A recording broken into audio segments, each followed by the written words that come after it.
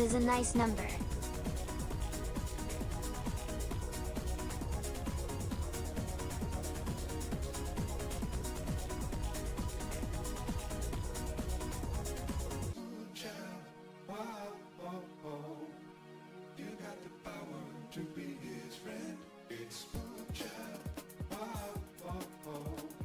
It's the beginning of a new and excitingly different story.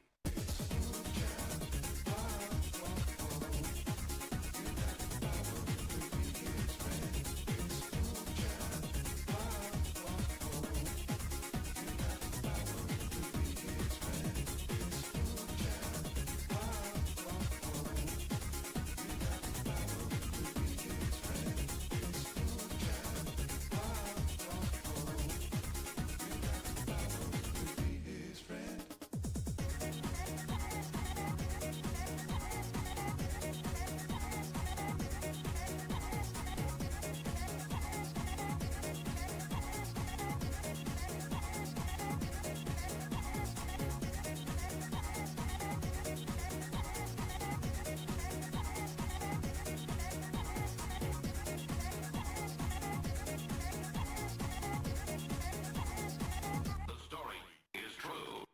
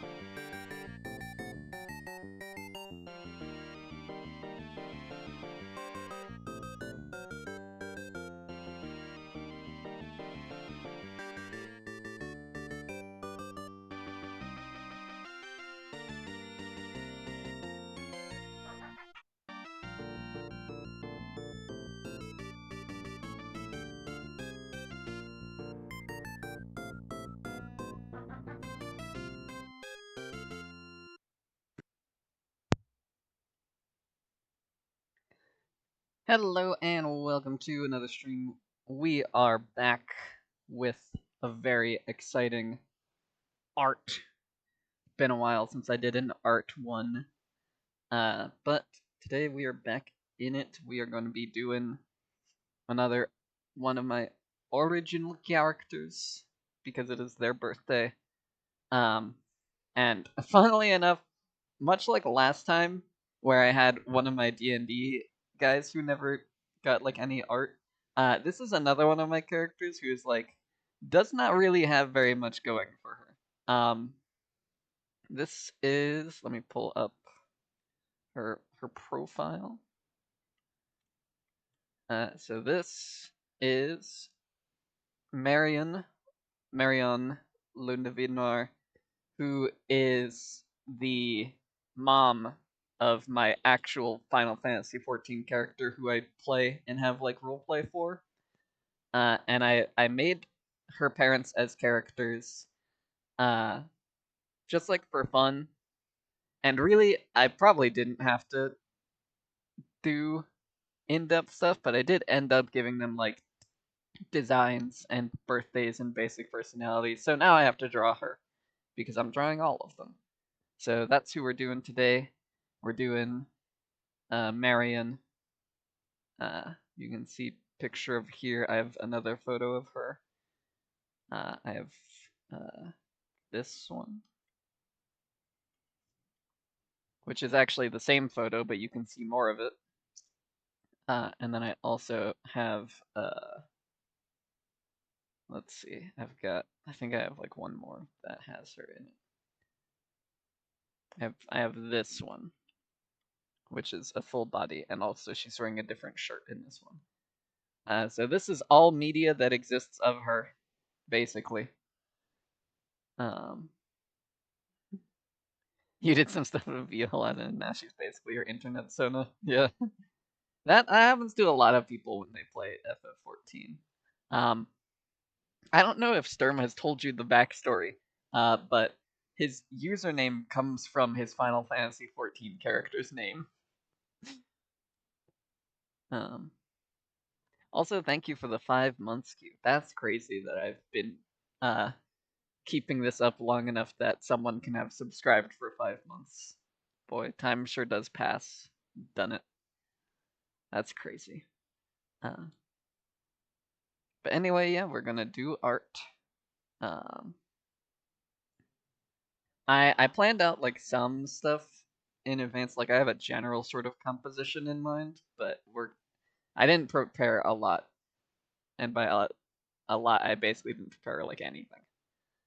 So this will be a fun one. Let me get some tunes going. Or she named her Violet Sparkle, but wanted to make her more lore appropriate name wise, and that's how Violetta came out. That makes sense. Makote are one of those ones where it's like you can very easily come up with a name that sounds like it would be real.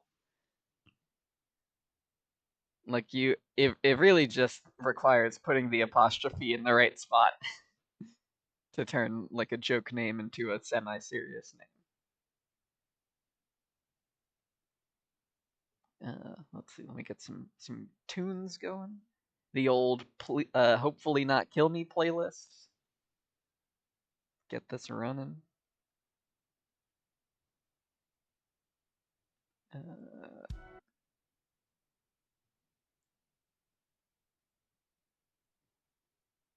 uh, I get one of the. Sure, that's a good.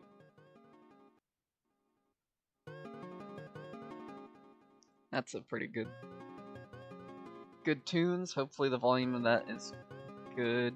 Let me know if it needs to go up or down. I might increase it a little bit. It looks kind of quiet right now.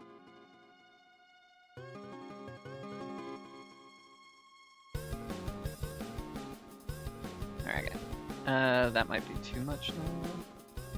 I forgot this song like it builds up to being loud. Why is the volume slider like so hard on Windows Media Player? It like jumps from 5 to 9 immediately. I want like a 8. How can I get an 8 on this meter? Whatever, that's fine. Good enough. New canvas, we're going. Let's see. That should do fine. Actually, let me make this.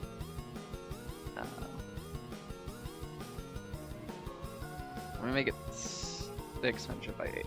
I'll get a 4:3 portrait. That should be fine. Let's see.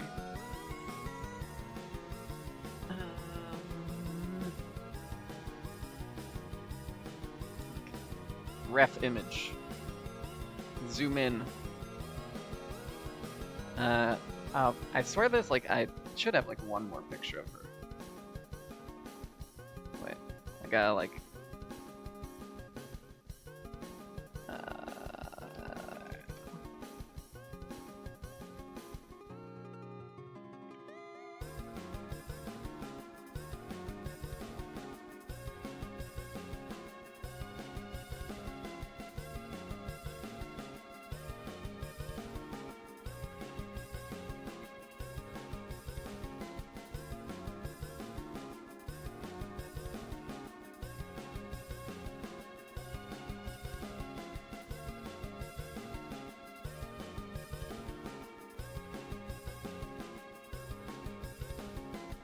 Oh, okay.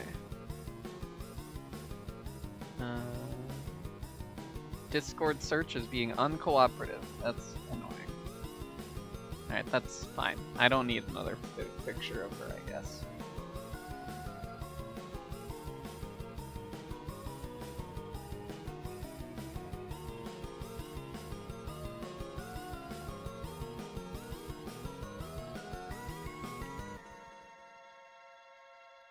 Okay. Need to get more reference images.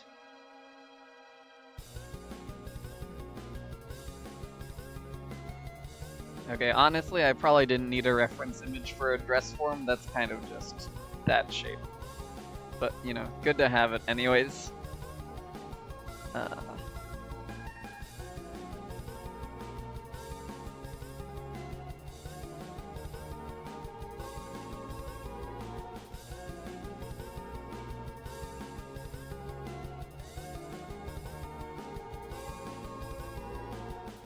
What? How? I need a picture of how people actually use these things. I know what they look like. What does it look like when someone actually, like, uses this thing? Because this character is a seamstress, so I want her to be making a clothes. But I don't know. I don't know what it looks like when you're. Oh, that's loud.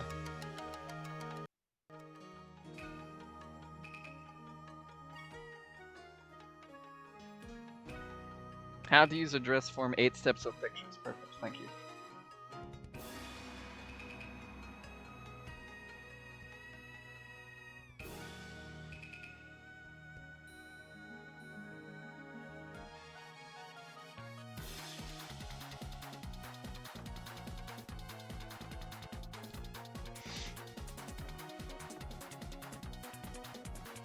Okay. Cool.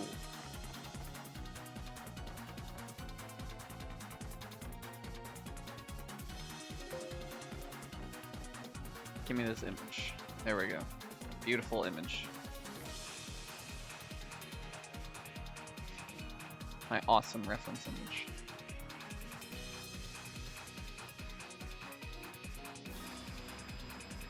So now, Violet Sparkle was her little nickname she used before the 7th Umbrella because of death. The parents then drifted around for a while before finding purpose again. More of a thing her parents called her, really. That's cute. I like that. I like fitting in past lore of the character in. Like, one of my characters I did art of recently, I can pull this one up. This one, the character name of Martha Best. This character was originally a male goblin when I first made them. Good evening, what's the crack?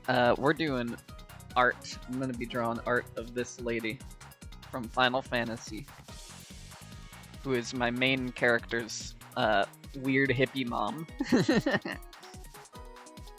I'm talking currently about this character because this character, as I said, I originally made them as a male goblin back in like 2016, and that's and the name was like a joke about Smash Bros. I don't even remember the original context of why Marth the Best.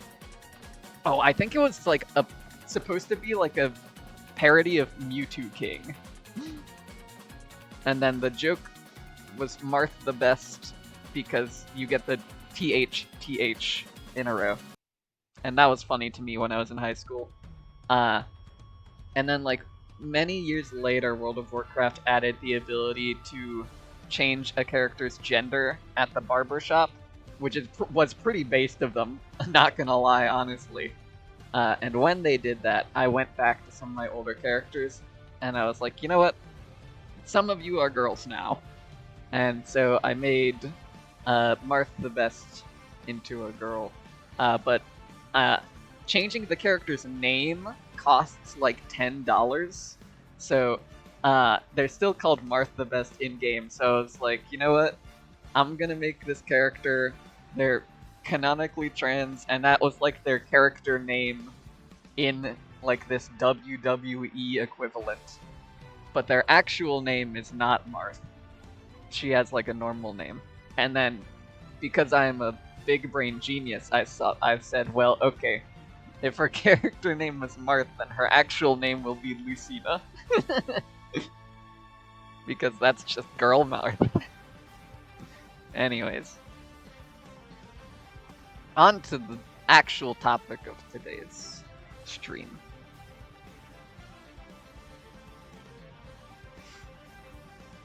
This is a dress form. You use them for sewing and stuff, because this lady does sewing.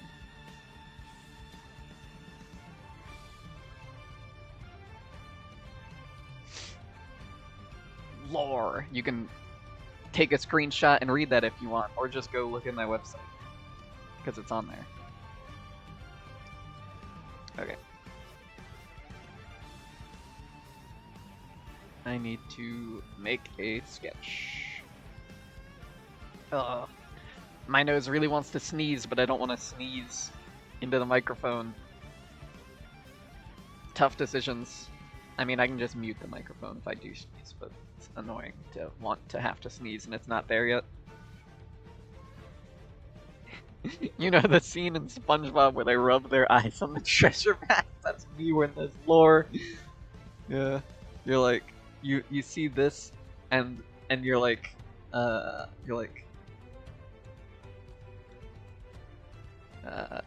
wait, that's not the wrong. Hang on. Where's my... One of these buttons zooms in. There we go. Oh my god, did you see that? Did you see that lore?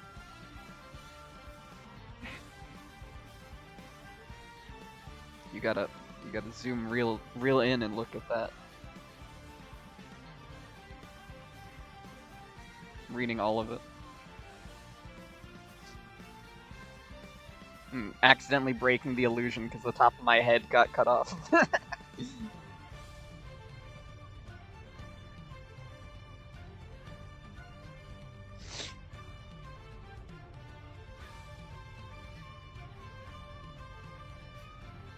Okay.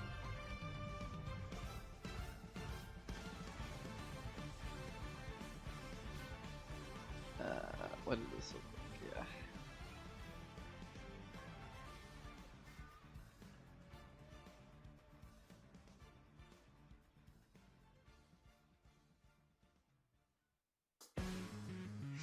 Okay, that's dress, and then she will be, let's see. Actually, let me reverse that. Strike that, reverse it.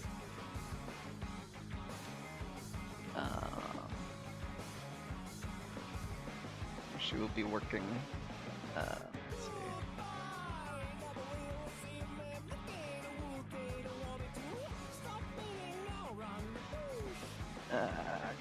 I hate doing like the first composition sketches when I don't have like a solid idea yet.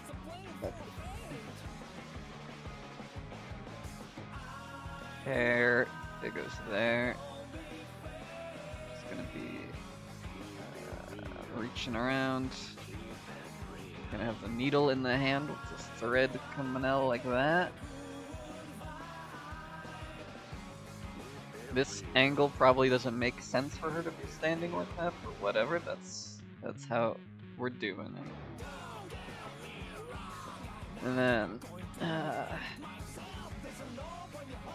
shirt, pants, pants.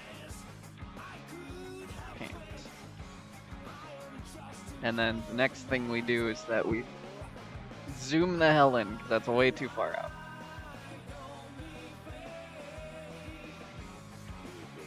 Beautiful. Okay, that's better.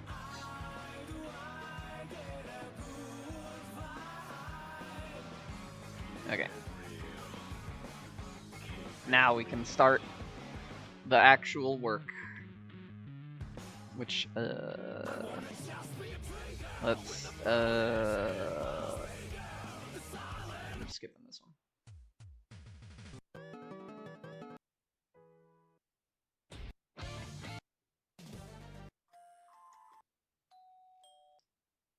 music experience. I'm always experience of me skipping 100 songs in a row. Actually, I'm kind of curious. When you guys are listening to music, are you the type of people who like curate a playlist and then listen to all of it in order without skips, or do you like shuffle around, or do you have like because when I'm listening to music, sometimes I will like pick a like album and then put that on shuffle, but a lot of the time I just throw every song into a big list and just shuffle it. And then if I get something I don't like, I just skip it and go next. But I don't know. What kind of music listeners are you guys?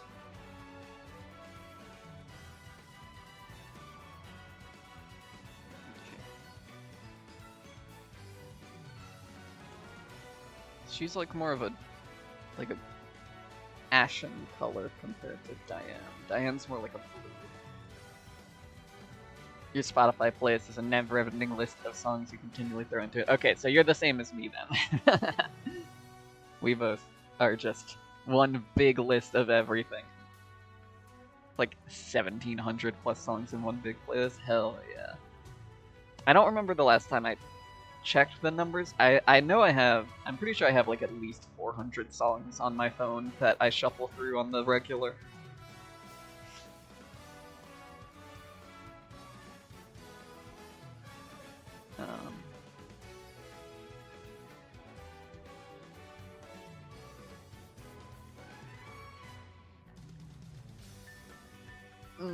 A journey of 1,000 miles begins with a single step. Quote from me when I don't want to start drawing.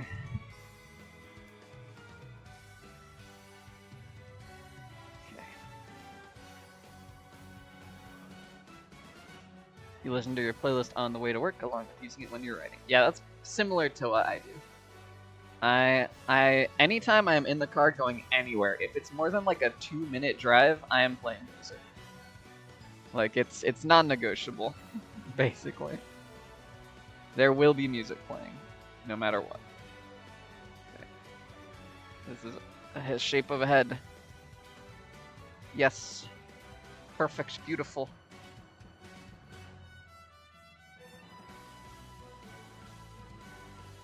And then she's got the long ears from the family. She's got the longer ears.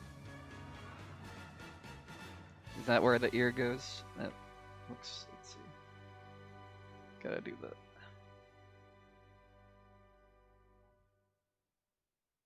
Okay.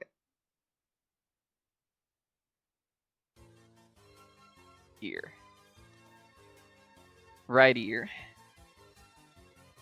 And then, let's see. Paint bucket.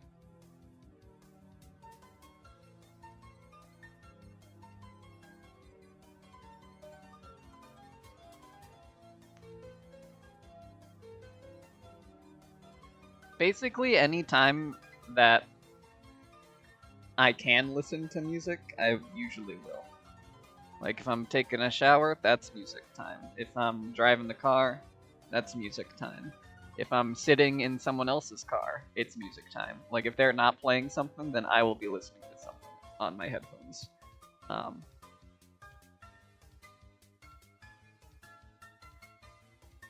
Music is pretty awesome.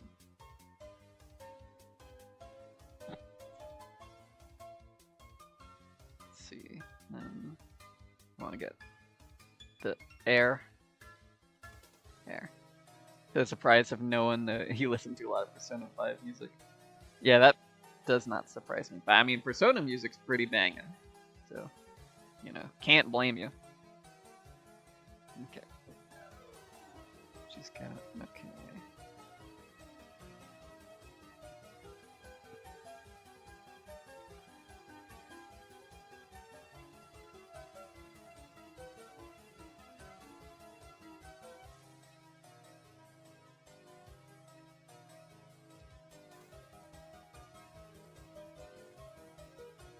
I've got a lot of videos game music on my phone. from various ones that I enjoy. I've got,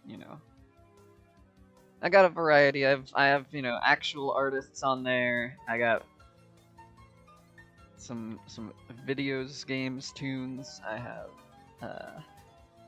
songs from TV shows or movies that I like. Doesn't do a lot of city pop. That's pretty good.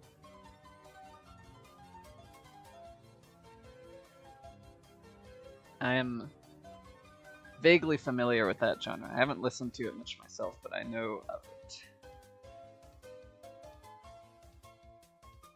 Okay.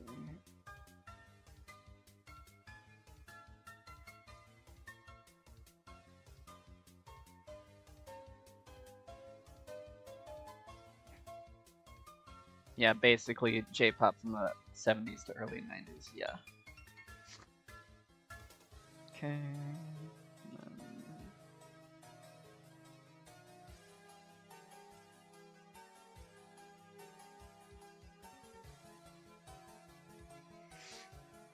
Okay.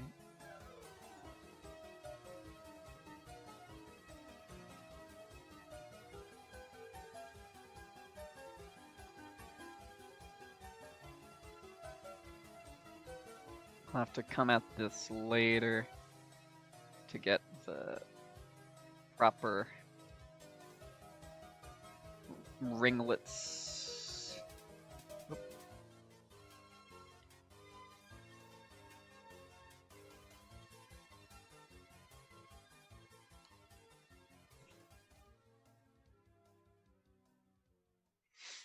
She does have these like fancy drills, which is gonna be fun to try and draw that out.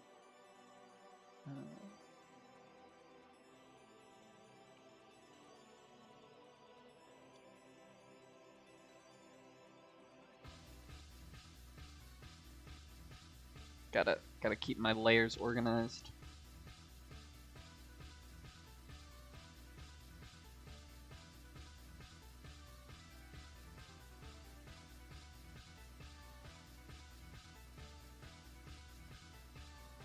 Okay.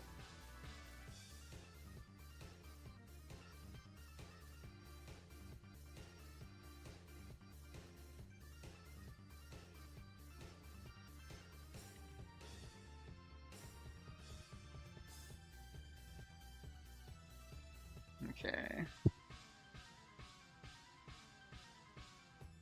Oh, that's a hard edge eraser. I need to take that off. I had that on because I was using it on the art on Sunday because it was the Homestuck vibes to have the very like pixelated hard outlines, but that does not make sense for this art style that I'm currently doing. Whoop.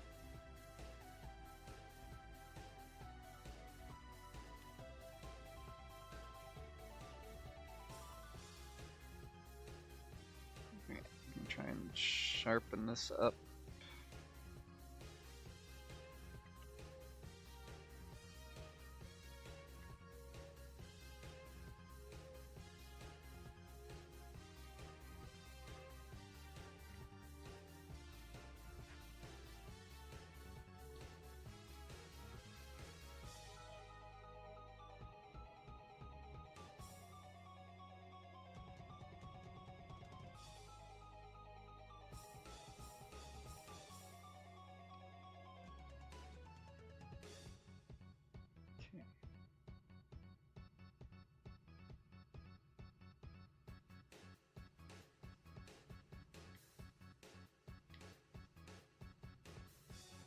Paint bucket.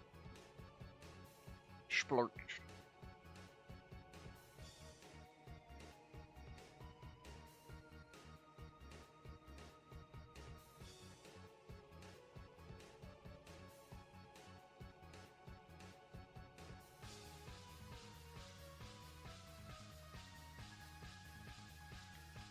And I need to also sharpen the tips on the fringe.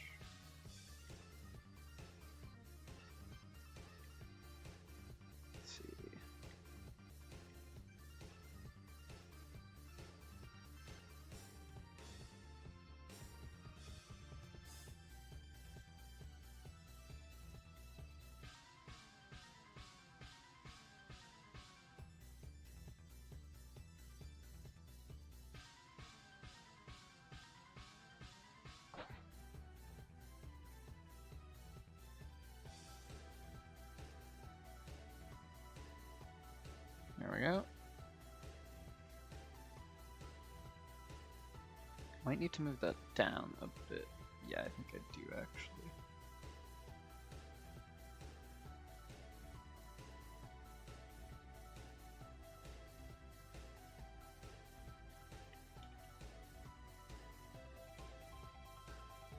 Cover more. So it's like right at eyebrow level. Yeah, there we go. That looks better.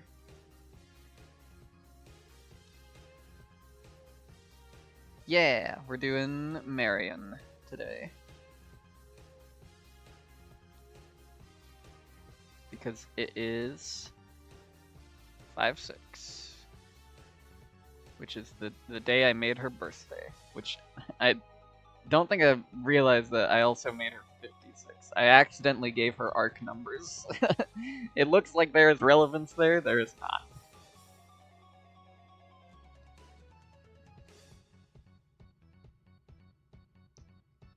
Although I can say the reason why I gave her a birthday in May specifically is because I thought it would be funny to have her birthday month be the same as my month, because I'm also Diane's mom. In a way. Yeah, it's very short. It's very, like, quick after Diane's birthday. I like, don't think I realized how soon after they'd be. But honestly, that happens. That happens in real life sometimes.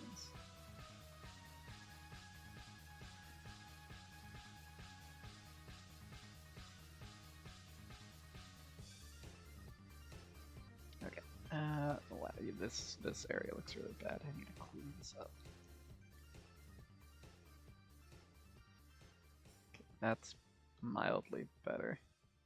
This will look better once there's more like block coloring. Or, I mean, less block coloring once there's more like hair shading to it. Okay. Yeah, okay, the drills come from back there. They don't come from the front fringe. So actually, let me kind of.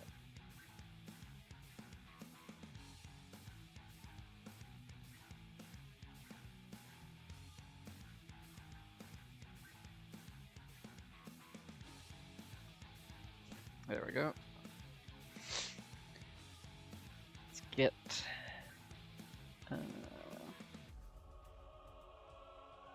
I'm just gonna get like very basic face in place. Let's see. It's gonna be very focused. So let's.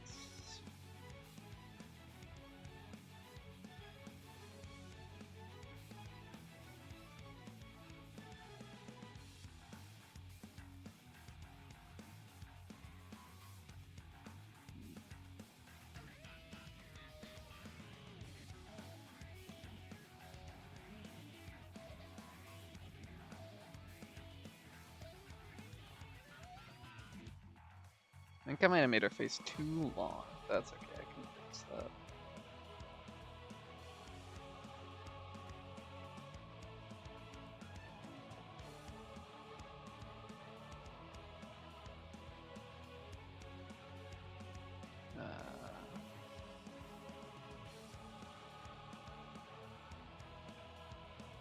There we go. That looks a bit better.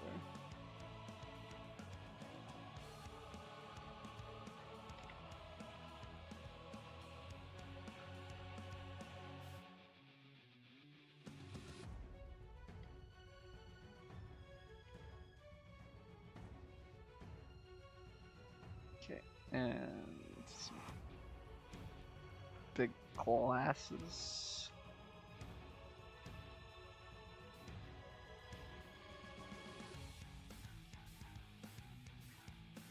She got these big circle glasses. Have her. I guess they're not actually that big.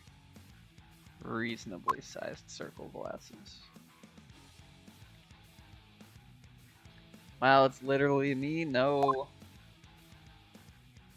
But hi. Hi Storm, how's it going? Thank you for all the bug brains.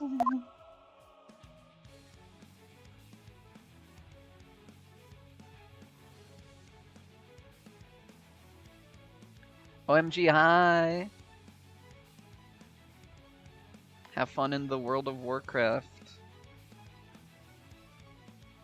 How the hell do you draw glasses? There we go. Good enough for now. I'll get back to that. We're doing the first pass. Ooh, you're working on the first raid? That's exciting.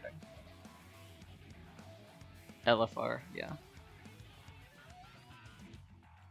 I'm guessing you're like sitting in queue right now.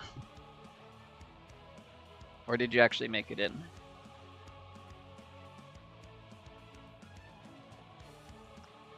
Boss encounters remind you of 14 in a good way. That's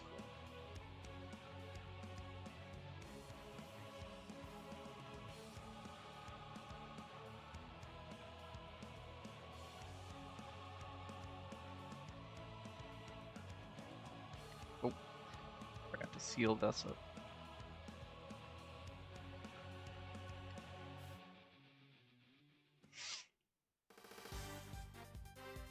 You're in queue. Makes sense. We love sitting in queue.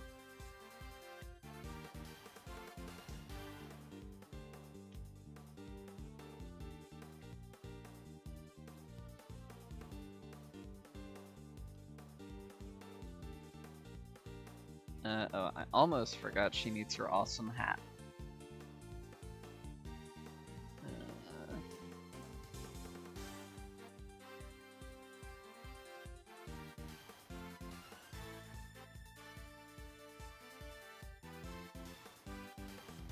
There we go. Perfect.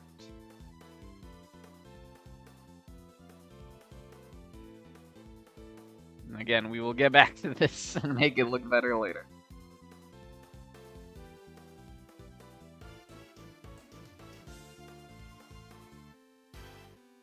Yeah, she's got a big hat. A big beret.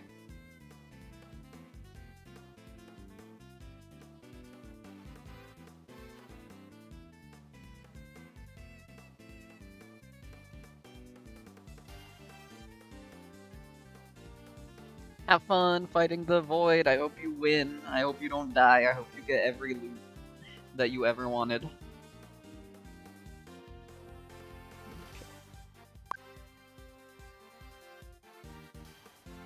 Yeah, break their legs.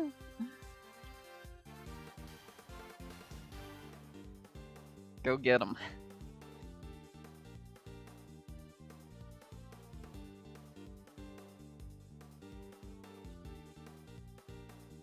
Okay, just gonna fill out this whole area here because she does have a fairly deep neckline on her robe.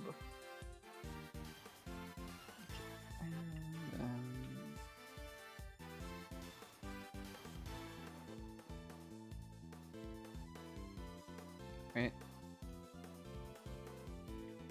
See, I guess there's like the periwinkle layer first, and then the magenta layer.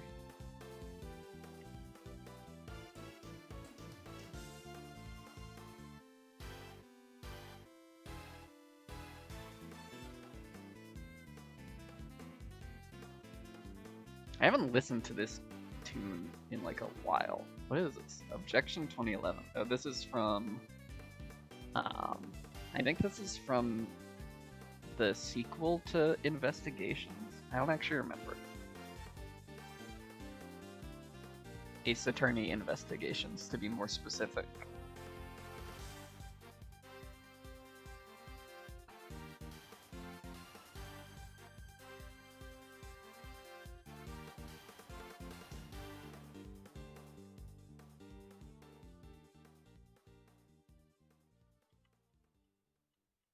No, it's more like that. There we go.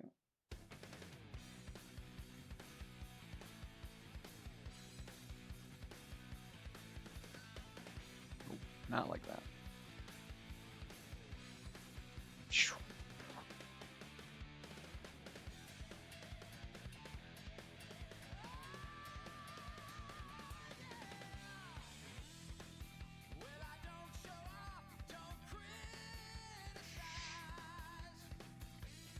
The Lundavinoir family loves their cool colors. in their dyes and for outfits. Okay.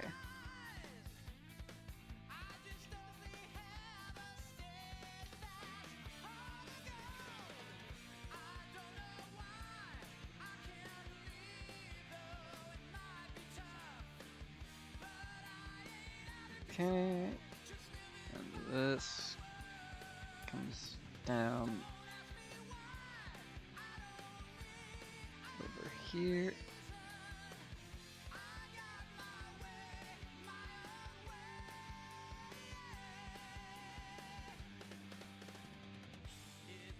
Smooth up there.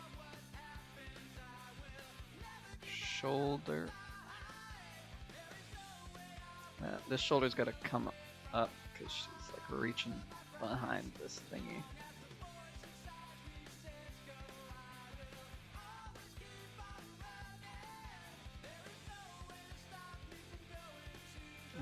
Let's see, like pulls in at the waistline there. It's like pretty loose and flowy outside of that.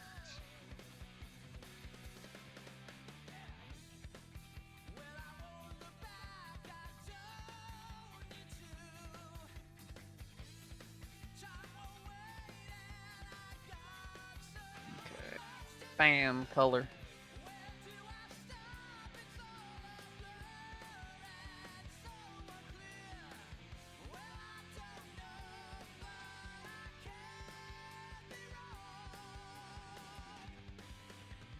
You know what? I just had a very funny idea. I don't know if it's worth pivoting, but like, what if I made the art of Marion in like fake cross stitch? That might be kind of funny, actually.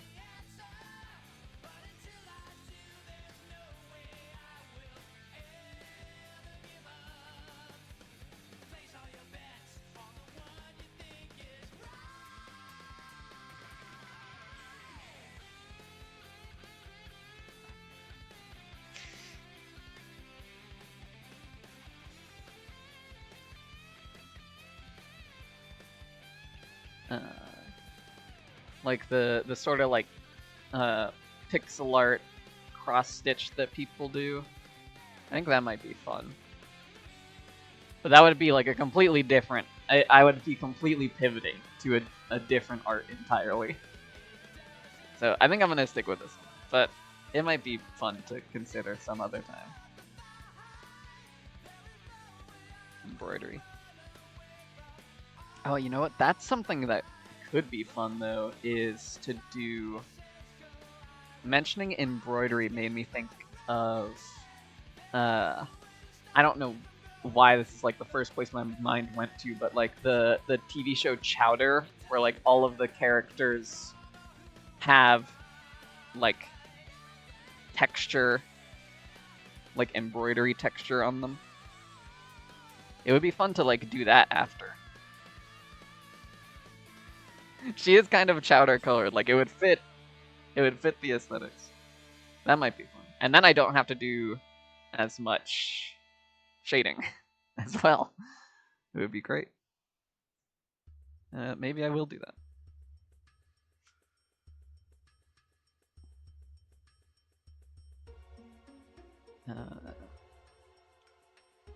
Because like her outfit does have this like kind of like repetitive, this sort of pattern on it. It's got like these little phoenixes on it. But I think I could make it look even fancier. Get like a real fancy texture on there. I think that would be fun.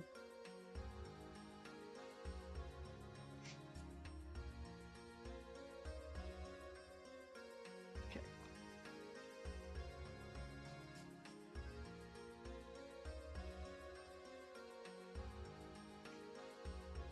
Alright. New layer for arm front.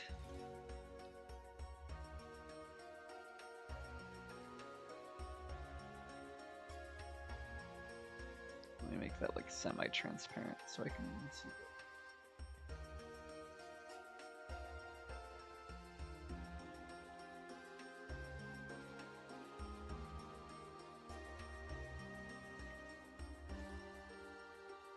It's got very loose sleeves, so they're kind of falling down to the elbows here.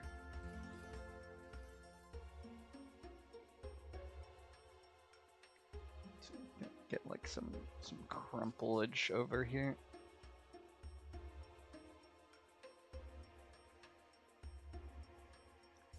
Are those Hmong? Like family seals on a Haori?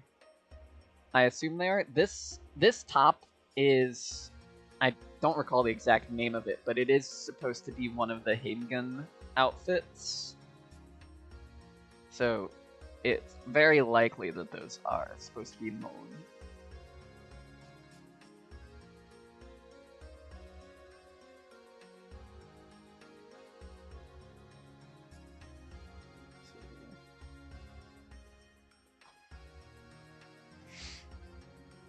The Rokan set. Yeah, that's probably what it is.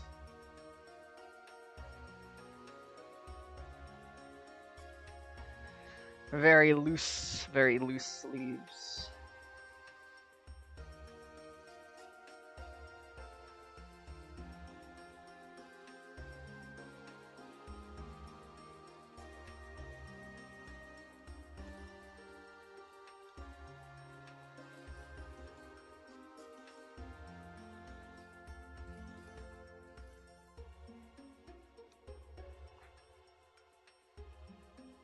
Let's see.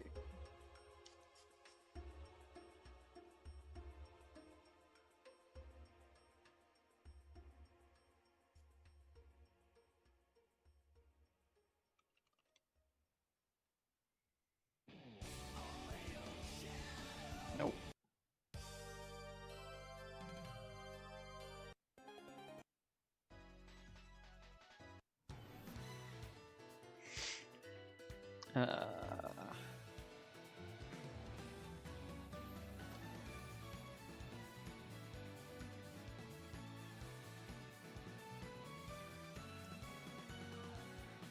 Yeah, it is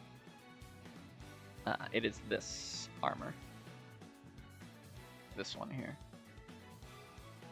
So normally it looks like that.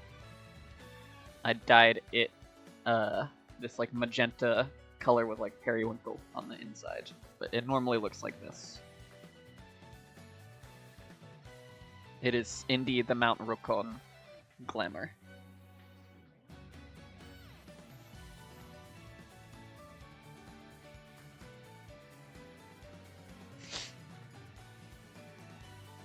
I hate wanting to have to sneeze, but it's like not quite there yet.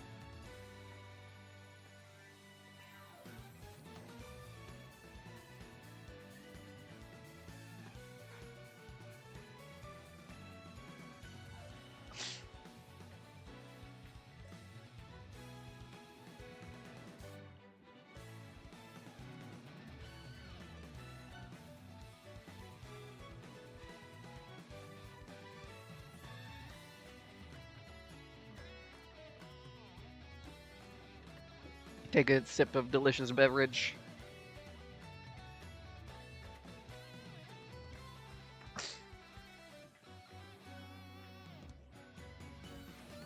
Oh, you're in the Willow? That's fun. Oh yeah, it is a Willow Wednesday in it. How's traffic? Hopefully less housing weirdos than yesterday. Okay.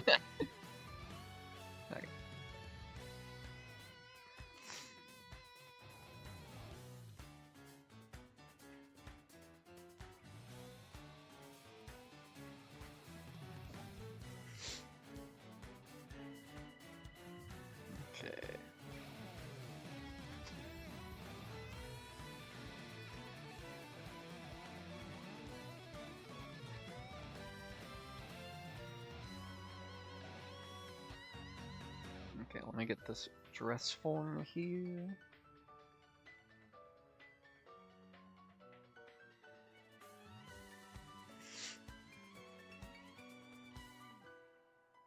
Which means I will actually I will hide all of this. Yeah, you know what? That floating up there, that can stay. That's fine. Bryn and Addy are planning to go beat up the new Town Tower mobs with Halloween costumes on, right in front of Sue's salad. There's nobody else here, though. Well, that sounds fun, though. Go beat up those scary... What are they called? Geschenpests. Gespenst. I think it's like the actual, like, real-world name, and then they call them Geschenpests. Okay, I'm gonna get, like, a sort of beigey color. Gesundheit. No, that's what you say after I sneeze. Not quite. It's you know. We'll get to that later when I get to sneeze.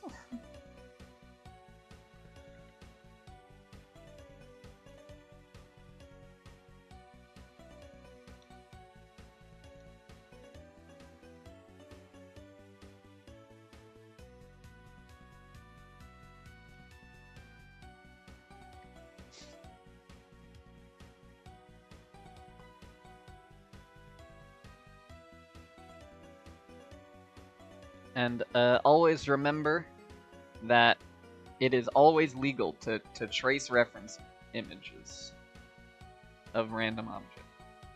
No one can ever tell you that you can't do this.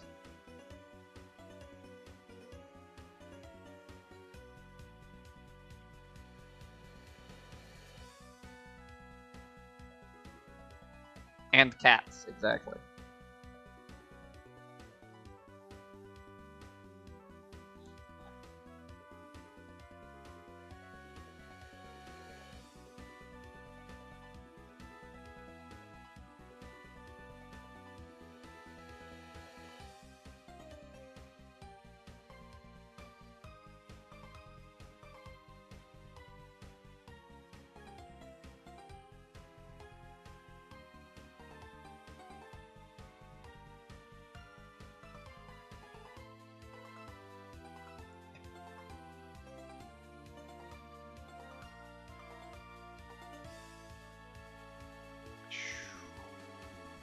Painting. I love painting.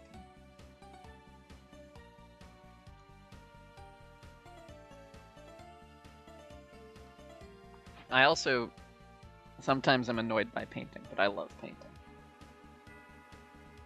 Every time I think about the creative process, I always think of that one Defunct Land quote from where he's like, I hate every step of the filmmaking process. The only thing I hate more is not making a film.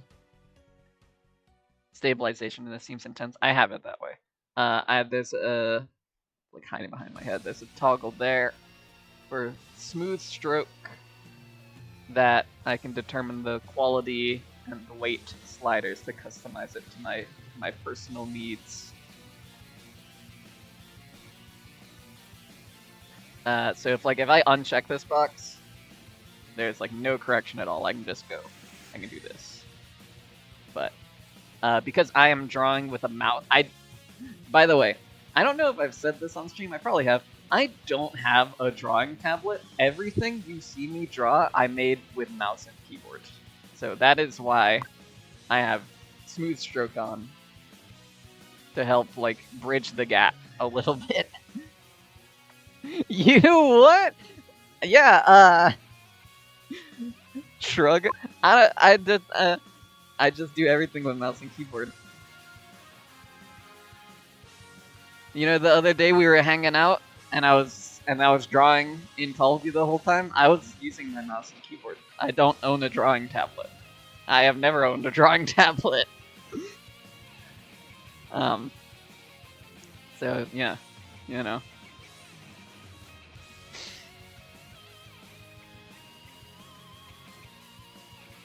If that changes your view of me as a person, that's okay.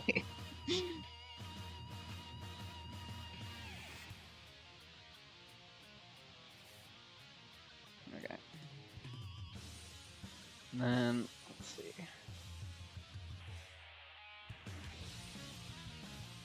You're allowed to swear in my chat. Swearing is okay. I have definitely sworn. I try not to swear super often, but I do hit them occasionally. Because, you know, it's good for emphasis. But this stream is rated. I'm trying to think of a funny rating. I can't think of anything. This stream is rated E10 plus. There we go. That's the funny rating. I don't even know if E10 plus allows swears or not. So do amazing work from us. Thank you. It's many years of practice. At work. That's how I get it. Okay, I'm gonna make the. I think I'm gonna make the dress that she's working on. I'm gonna make this like a sort of jade color. So I think that would be fun for contrast.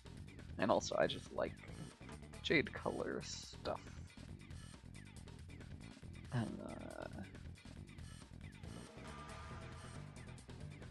this needs to. Let's see. Need to organize stuff. There we go.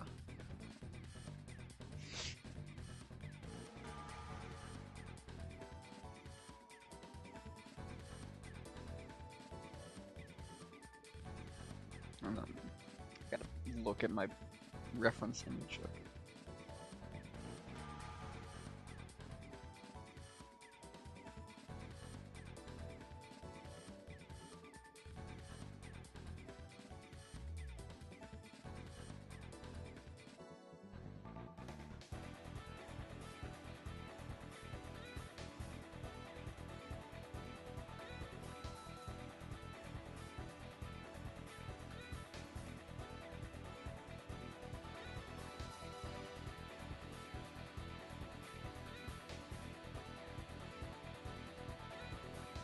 Okay. Dynamite silk dress? Maybe. Could be. You never know.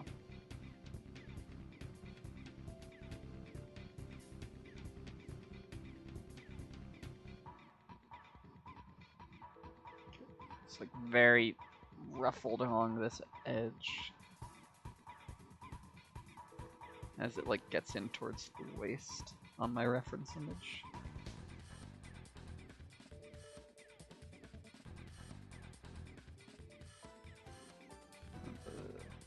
This edge itself is also kind of rough and bumpy, but I'll fill that in later.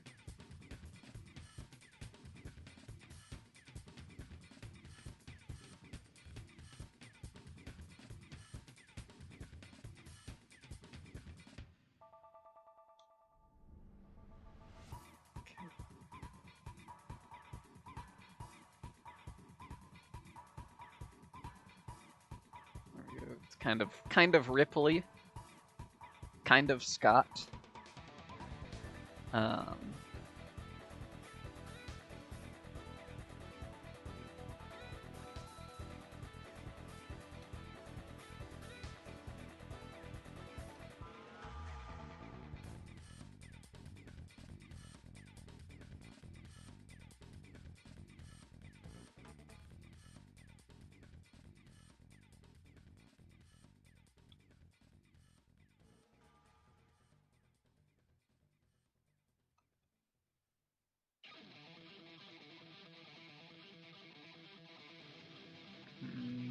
Skip. Yeah, there we go. That's a good one. We love FF11 Play Online soundtrack.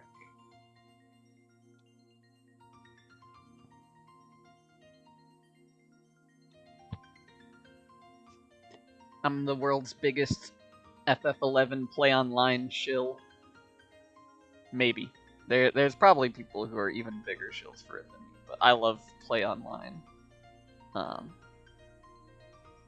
If you have never played FF11 or like downloaded its launcher, just know that it is the most like I don't like using the term Frutiger arrow because I feel like people misuse this now. Like, it really shouldn't mean this, but since it's like the term people know, I will say it's like extremely Frutiger arrow.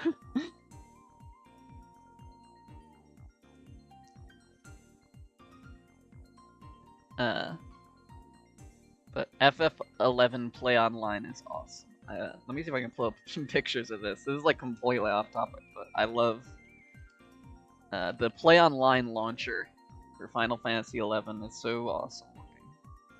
Just like look. Okay. Look at this. Like, this is just like the title. Look at that. It's so awesome. And then we got like, look at these graphics. Your mouse cursor is like this little sleepy chocobo. And then the download screen looks like this when you're like updating stuff. It's so awesome.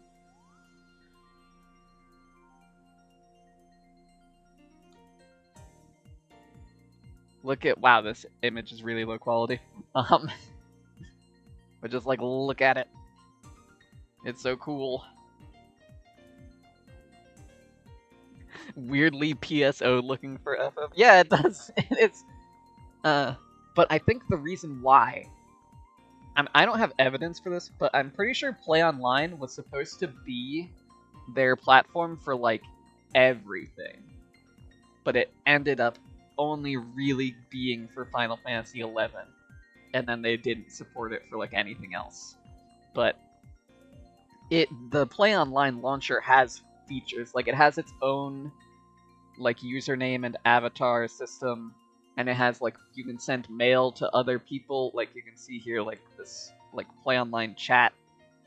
Like I'm pretty sure Play Online was meant to be like their big like Square Enix app, but it ended up only being for FF11. Or at least nowadays it's only for FF11. Maybe there was more use for it back in the day. I don't know. But to this day, if you are downloading Final Fantasy 11 on your PC, you gotta download this awesome launcher first, and it opens like a 640 by 320 window. Yeah, and it has really awesome music too, like the song we were just listening to. Yeah, this one is like, whoa, oops, didn't mean to make that loud as hell. But just like listen to these vibes. It's excellent.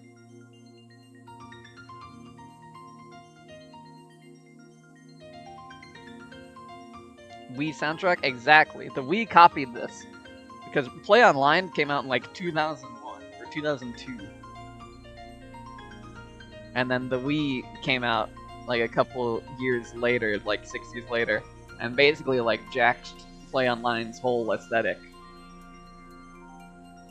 But yeah, Play Online was like the OG. Let's see, I have some other Play Online music. This is the song that plays while you are installing Final Fantasy XI.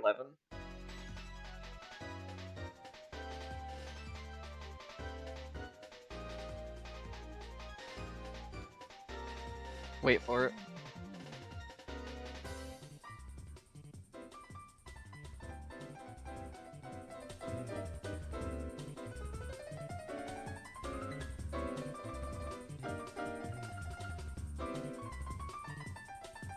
Listen to that guy going insane on the piano. And the bass as well.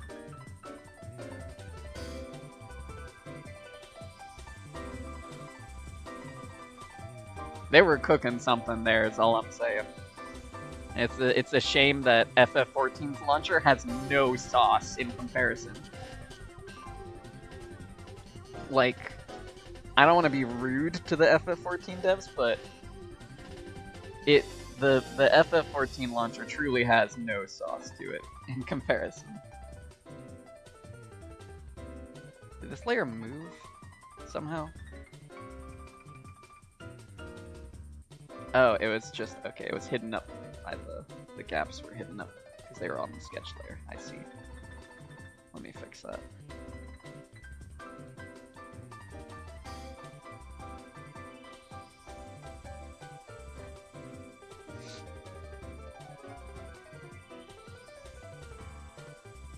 What is that behind the black line? This is my sketch layer. Truly some Picasso right there. That's my rough sketch.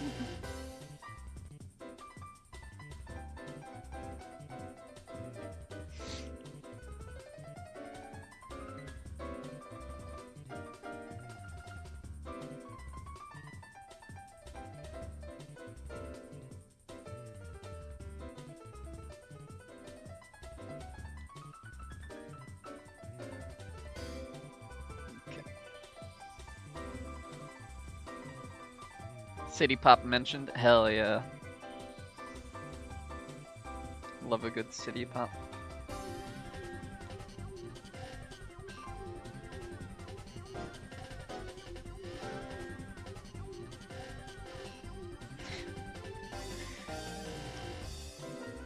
Yeah.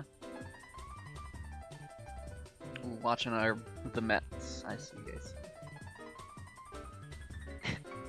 You're wild for that being the sketch and also using a mouse. It's winding up cool. It's all part of the process. A lot of my sketches look really silly. Like, I can pull up like some other files. Like, let's see. This one from the other day. This is what the sketch looked like for that. That one was actually a pretty solid one as a first sketch. Let's see.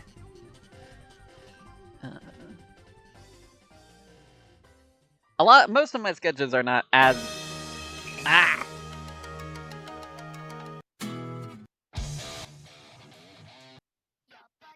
loud music.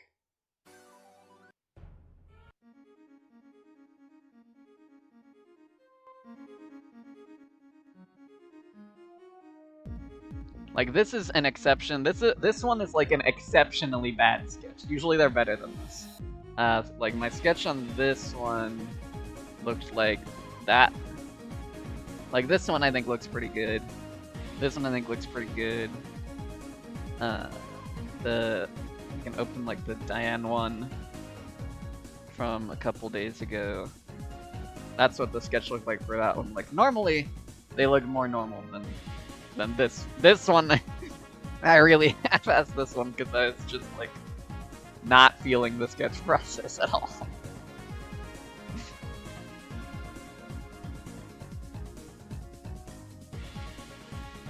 see.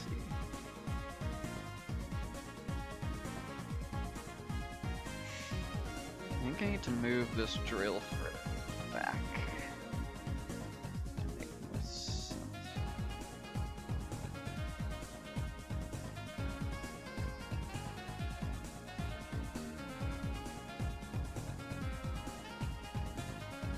Farquad reading a scroll.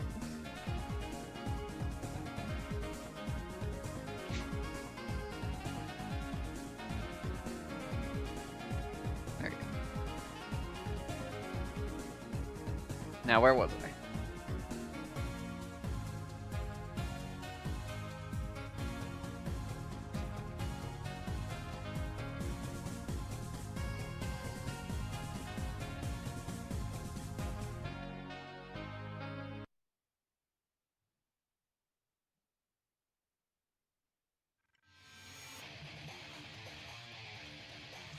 That's too heavy metal for this drawing.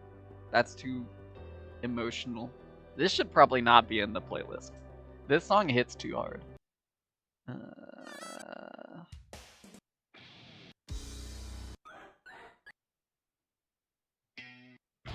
This playlist needs better. Who put this shit together? It was me. I put this shit together. Yeah, that'll work for now. I'm gonna put I'm gonna change my way on. I can maybe do that. Zach, were you here for the earlier discussion of what kind of music listener are you? Are you the kind of person who like makes a curated playlist and then listens to it the whole way through? Or are you the kind of person who like puts everything on shuffle and just deals with what happens and like skips around a bunch? As you could guess, I'm the latter type of person.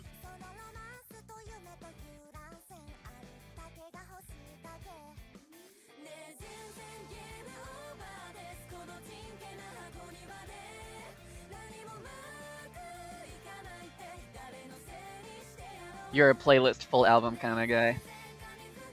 So you select something and then you just you select like a specific vibe ahead of time and you write it out. That makes sense. You seemed like that kind of guy.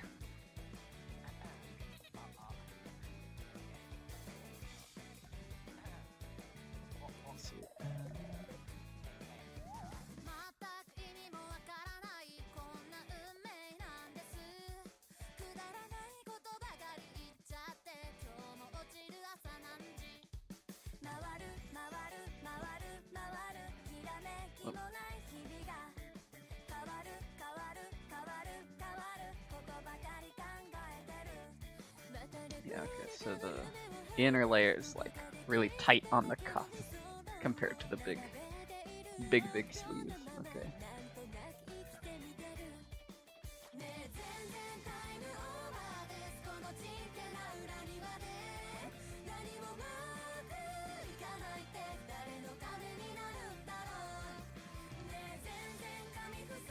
Yeah, that arm shape makes sense.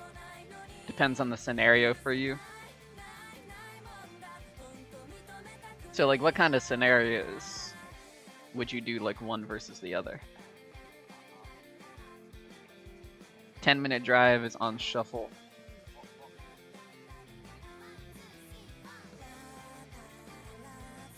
Going for a run would be a planned playlist. Ah, I see. That makes sense.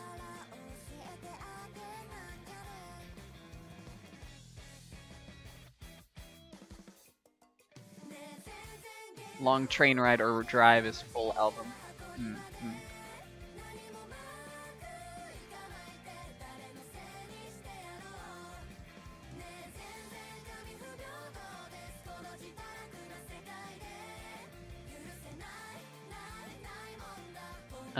Is this Mafu Mafu?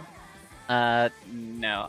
This is a cover of a song. I don't remember who originally made the song, but this is a cover done by a VTuber group that I follow called Flow Glow. I don't recall what the original song is called.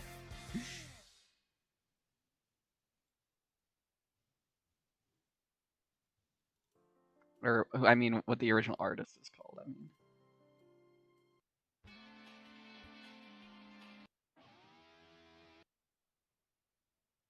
Actually, you know what? This one, I'll let this one play, because this one, like, is in character for Marion. She's a romantic. She is a disaster of passion. Okay. Let's see.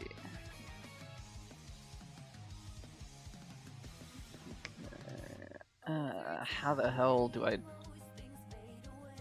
hands. Every artist loves doing hands. Okay, let's see. So, I want to have the hand in the back. I could probably do that one first. I know what shape I want that to look like.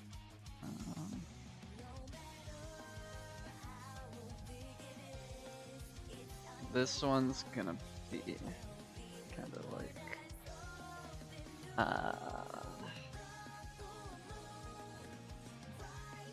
like holding the needle. So, gotta be kind of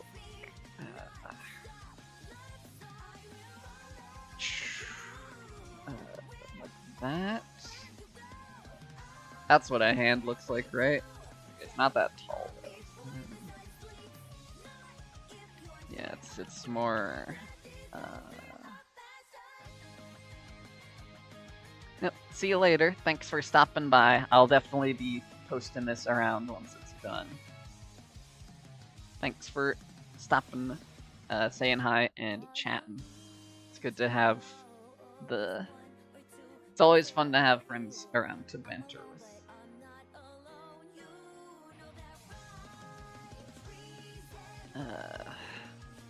I need a reference of a hand.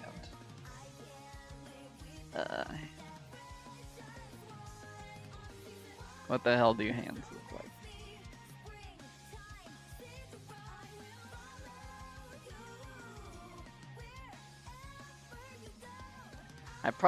I typed up hand holding needle ref and I got like doctor. I probably should have specified sewing needle. There we go.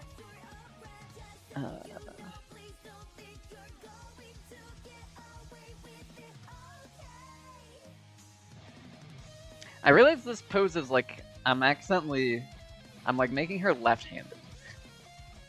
I guess I guess you should probably. I should reverse that. So I'll have this one be the hand holding the needle.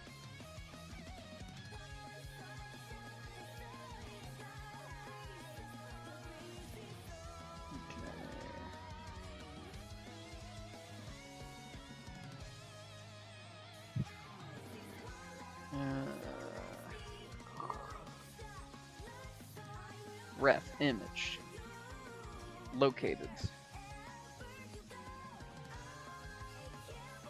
Okay.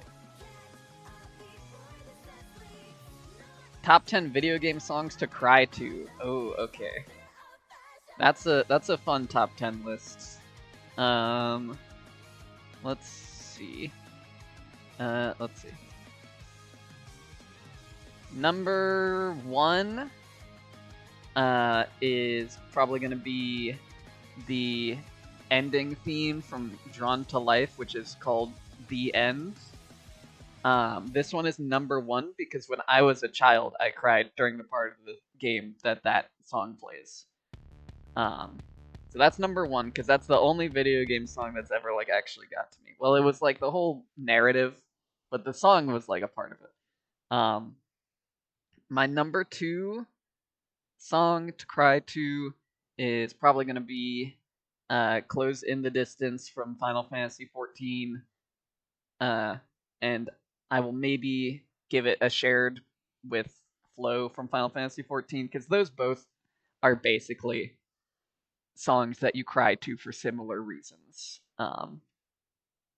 Number 3, I'm going to pick Drifting Soul from Xenoblade Chronicles 2. My number 4 pick is. I feel like I'm already out. I don't know. That's scary. I like know a lot of songs, but I feel like sad songs are really not one that I tend to think very much about.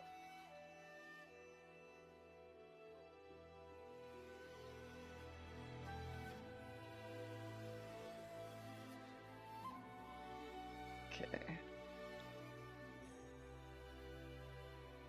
Wrist and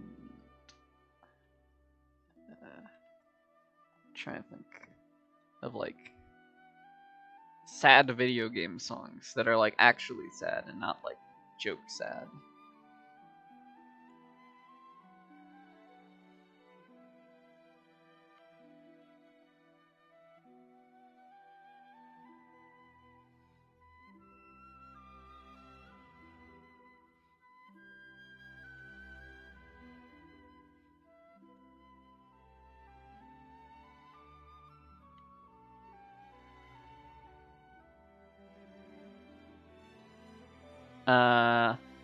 I got another one. Number 4 will be Time Travel from Professor Layton in the Unwound Future. That's a good one. Oh my god, this hand looks horrible. What the hell was I? What the hell was I thinking with this? Get this shit out of here. This entire layer must be purged. Time travel credits theme for Professor Layton in the Unwound Future, which I would play it, but like, so a couple months ago, because Twitch was like, well, I guess it was like a year ago now, like Twitch was like clearing everything off of they're like deleting every VOD. And so I like saved all my old stream VODs, and then back in like October, November, I was uploading them from my computer where I'd saved them to and putting them on YouTube. And some Layton songs, like the credit songs especially, I don't remember which game it was. I think it was Azran Legacy maybe, got like so extremely heavily like blocked by YouTube copyright. Like it was like, remove this song, like mute the song in your video, or we will not allow it to be showed anywhere. Like at like full stop. If you keep this song in the video, you are not allowed to have this video visible. Like I get the monetization blocking, but like to completely kill a video for a credit song in a video game that like entire class of people whose job is to play video games online is insane to me. Like that's crazy. So I will not be playing it because I don't want that to happen to this stream when I upload it to YouTube. So look it up yourself. But it's a really good song.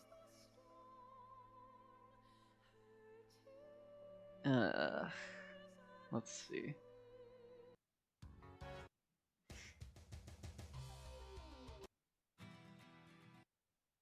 No, wait, no. Ah! Let's see. Number 5 songs to cry to. This one's probably just gonna be like, I don't know if I'm even gonna be able to get to a number 10. Number 5 song to cry to.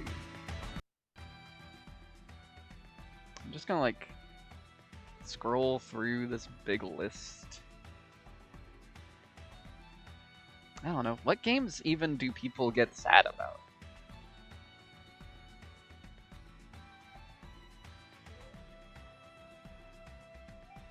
I feel like I don't play those kinds of games.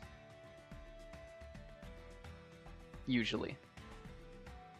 And when I do, I'm like, I don't get it. I don't know.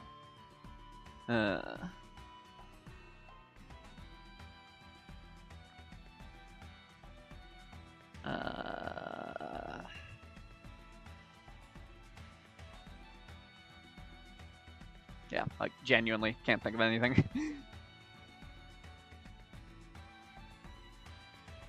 Maybe more will come to me as we continue onward.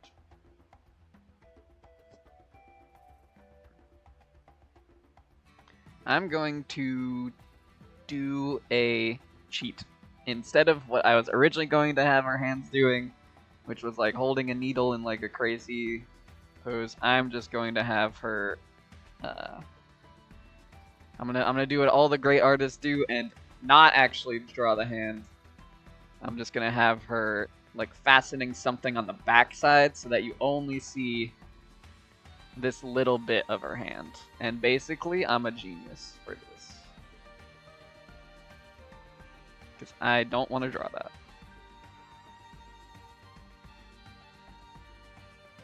If you want to watch an art stream where I do draw a hand really nicely, go watch the one I did back in February for Brandy Brendo. Because in that one, I actually did do the hand.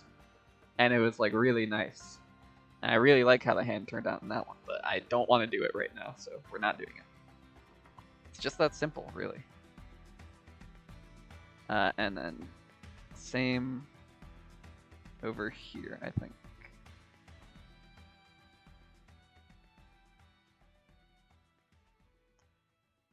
Over here, I might have like a little bit of the needle visible.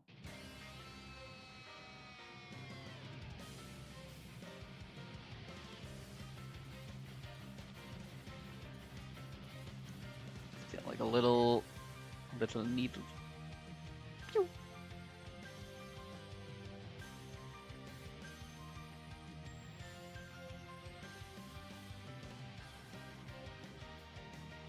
And then some little green thread.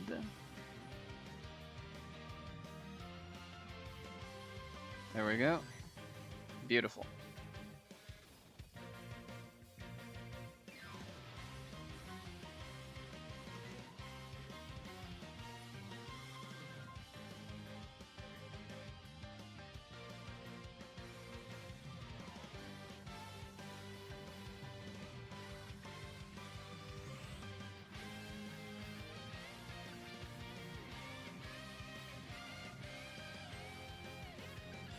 I'm gonna bring this down.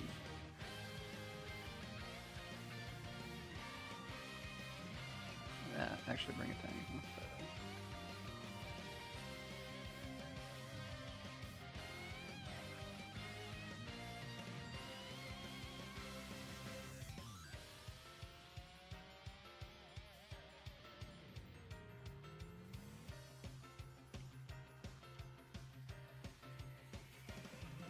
Backhand.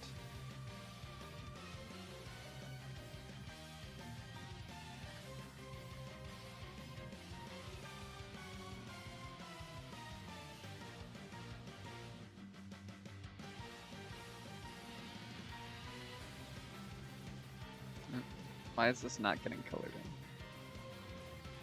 Is there another? Oh, I see one. I accidentally locked the transparency on that one.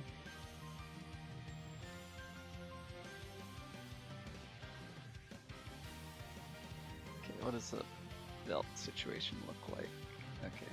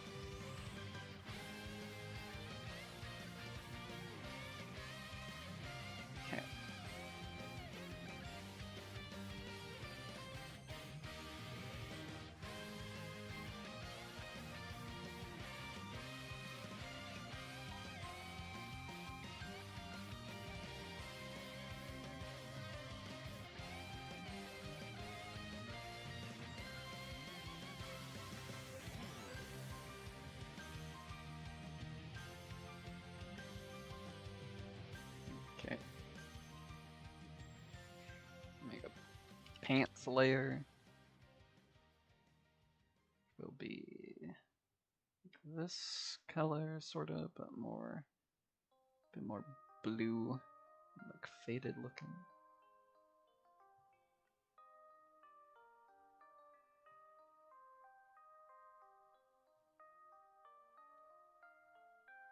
Let's see.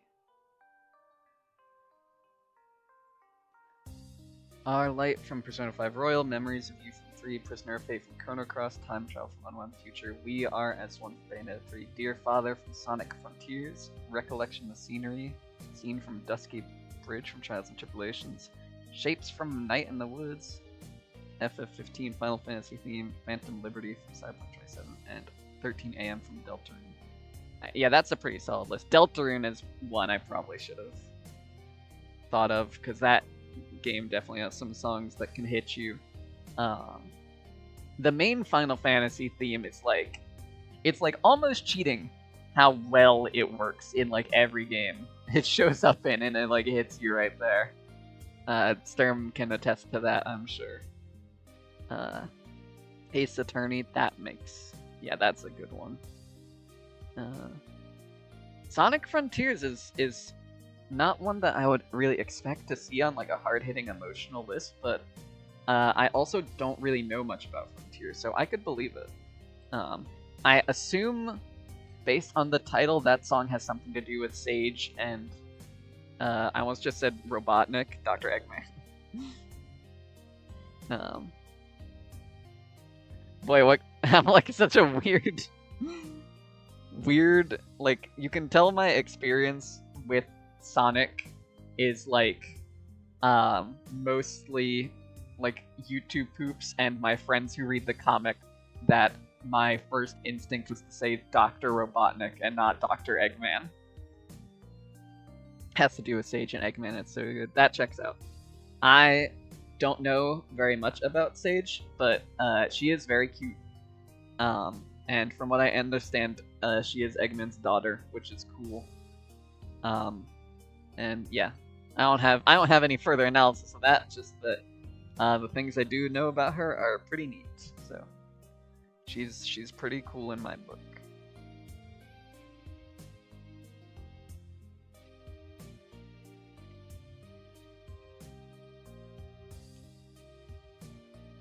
But 2064, which is what that song you just heard was from. There's some good tunes in that game that can really hit you, I think.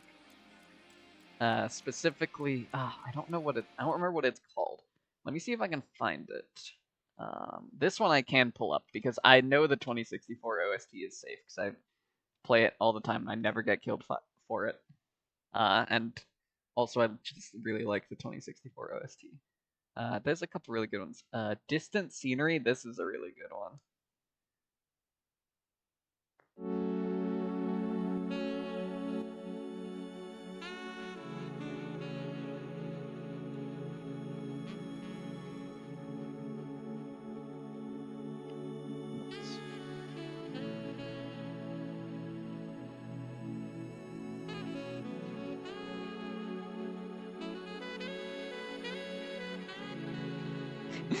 Got 2064 confused with 2048, the sliding tiles. We're like, what the fuck is that of emotional music?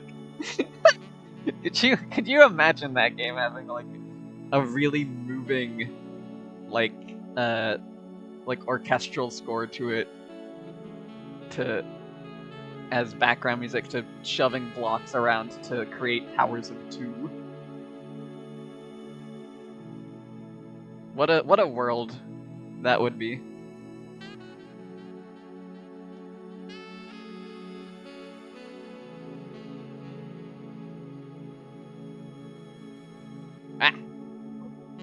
I accidentally hit Control X instead of Control Z and cut the entire layer out of existence.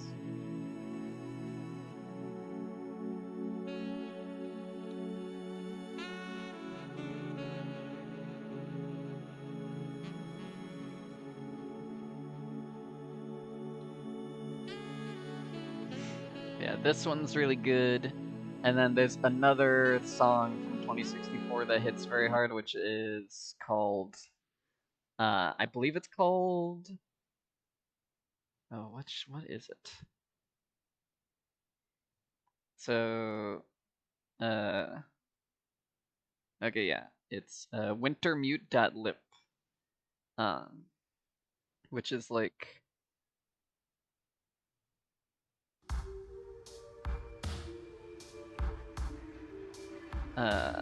it's like it has Turing's like leitmotif in it.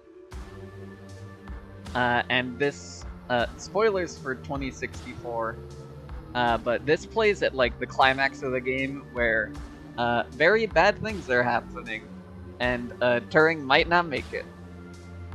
And so this song is like really glitchy and like fucked up to reflect the state that they're in, and it's like really impactful. I don't know if it's something you'd cry to, but like it has an emotional impact at the very least. Games that make you fear for your friend's life.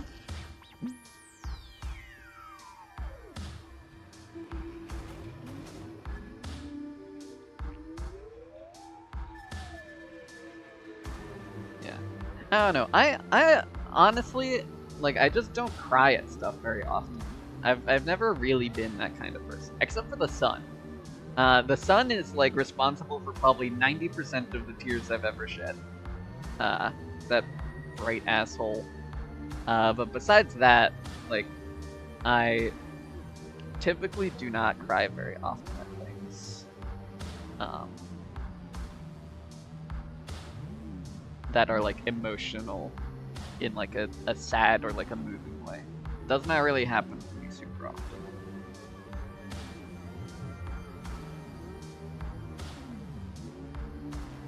Like sometimes I will get like I can get like sometimes I'll get the lump in the throat, I'll get like choked up, but like crying just doesn't really happen.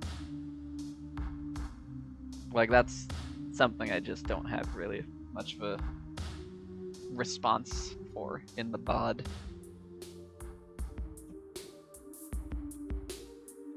Okay.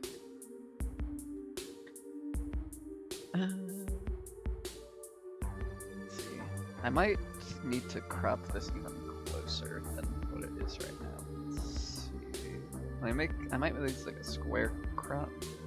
Let's see if like 500 by 500 would work well. It might be like a little too close a cut. Let's see though.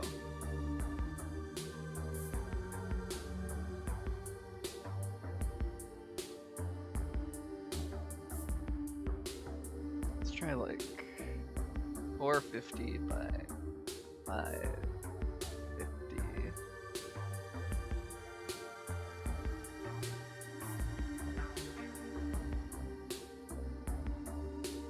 Okay, that's a bit better.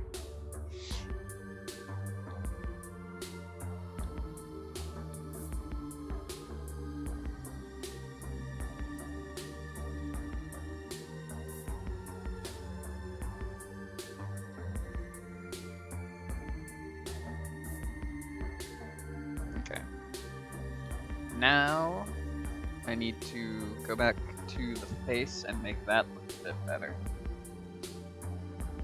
Reward from Like a Dragon Guide. I still have a hard time listening to that song because I've seen it plays and made you cry so hard. I can see it.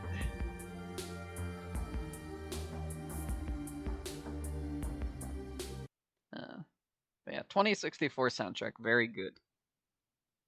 I might just like play a couple more of them just because I like it. Like this one. I like this one.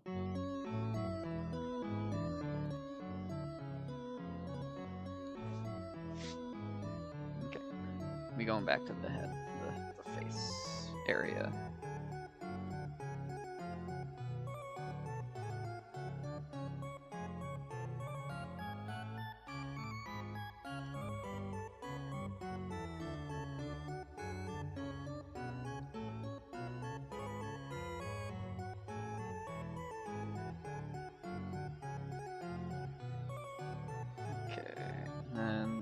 Do some good old hair streaks, get some of those in there.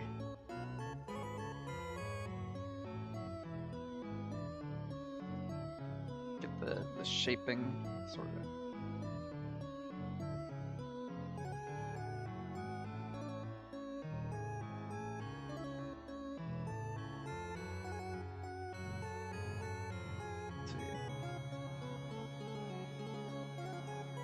Marion's a very prim, proper lady, so all her hair is nicely brushed, so it's all in like the same direction. Compared to Diane's hair, who is like the very opposite. Very much, she just lets it go wherever it wants to go.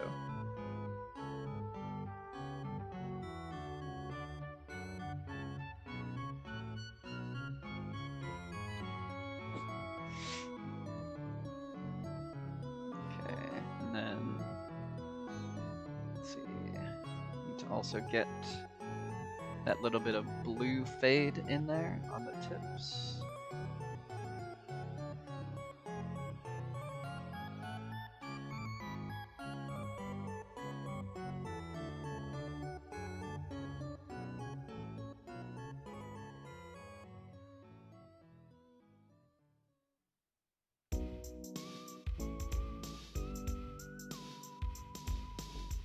Okay, back to our regularly scheduled tunes.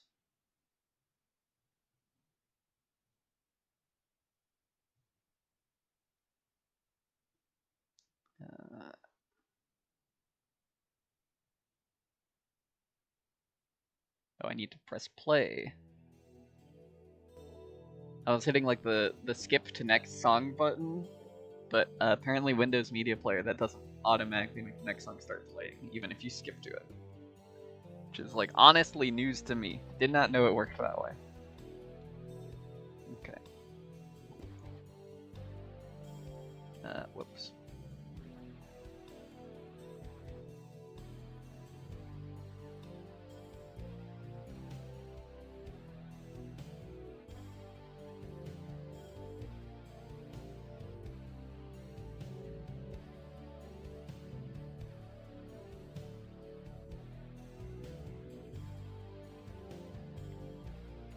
Gotta get that sort of transition between the blue and the purple. That goes down the fringe.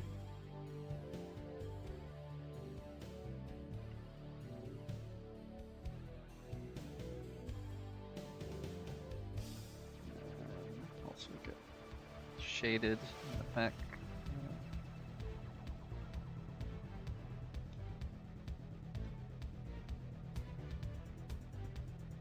And then I'm gonna duplicate this and change the hue saturation.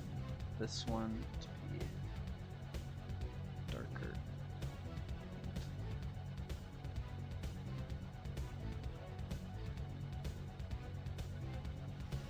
And I'm gonna make another backup copy in case I screw up this process, but to try and get these drills looking right, I'm gonna sort of scoop out bits from both layers to try and get that look. So let's see.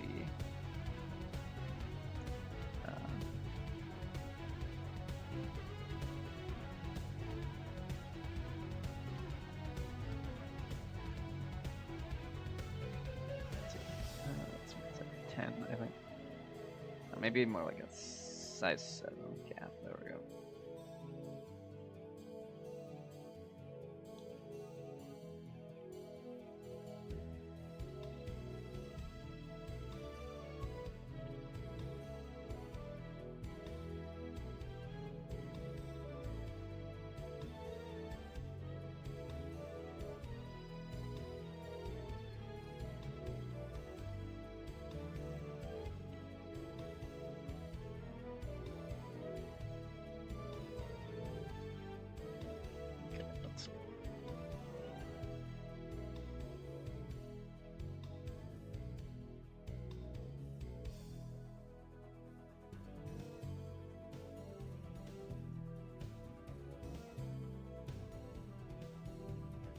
Okay.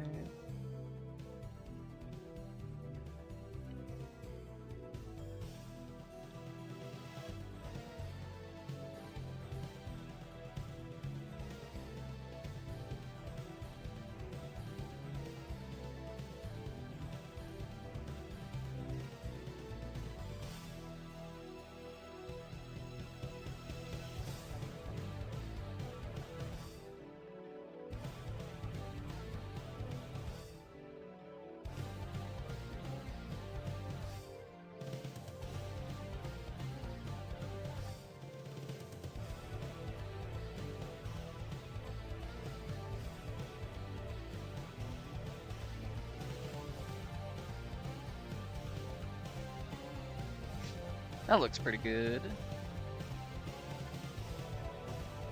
And then let me repeat the process on the other side.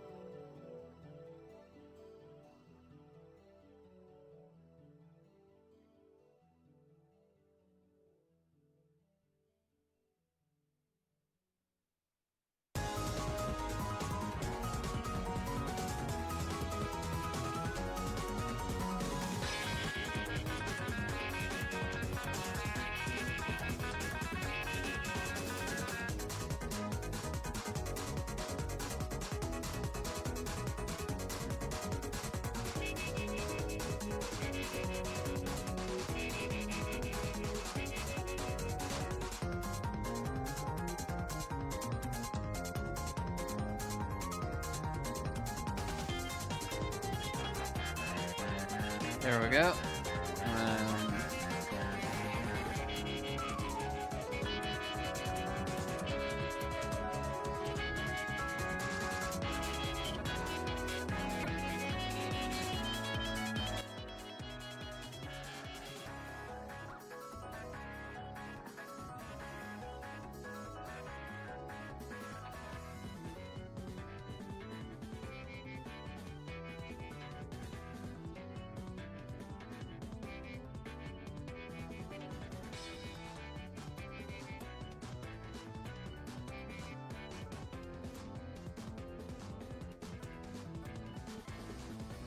Nah, that doesn't look right.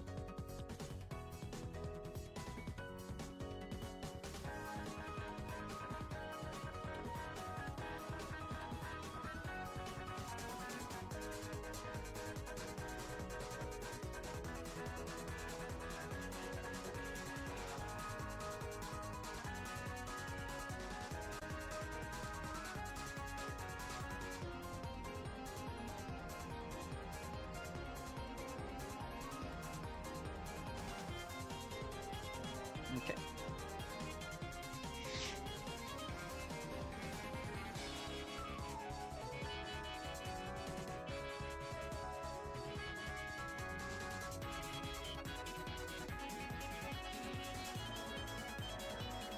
Got a little bit of lining, a little bit of texture in here.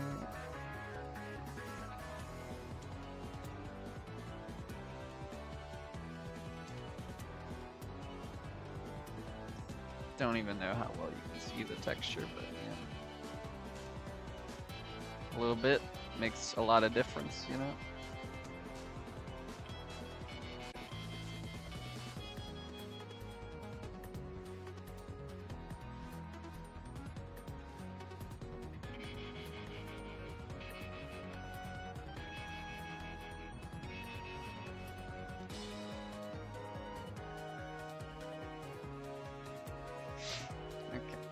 Fancy, nice fancy hair.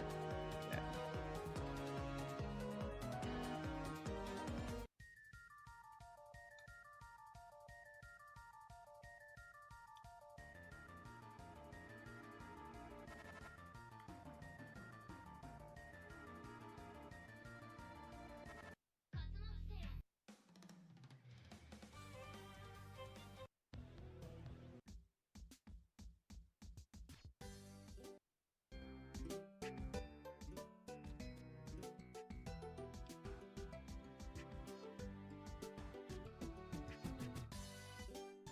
Okay, let's see.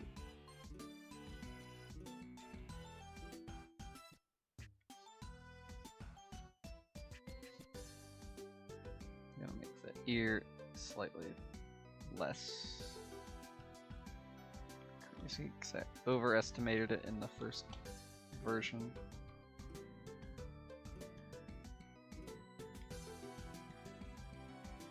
Like, they're still fairly prominent, but they're not that big.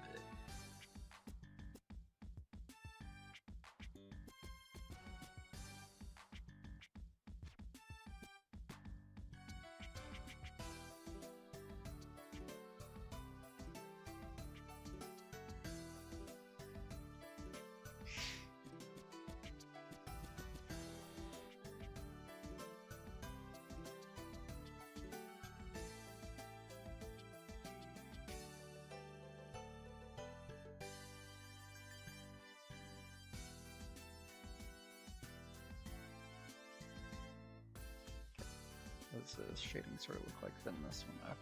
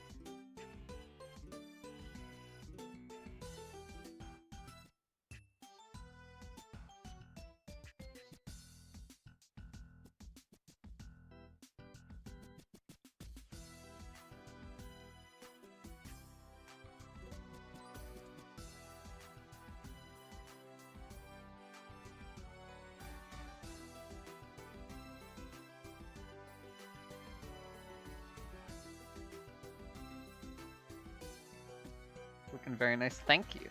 It's coming along pretty well, I think.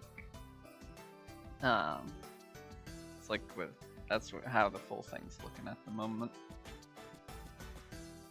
Working on bits of shading here and there at the moment.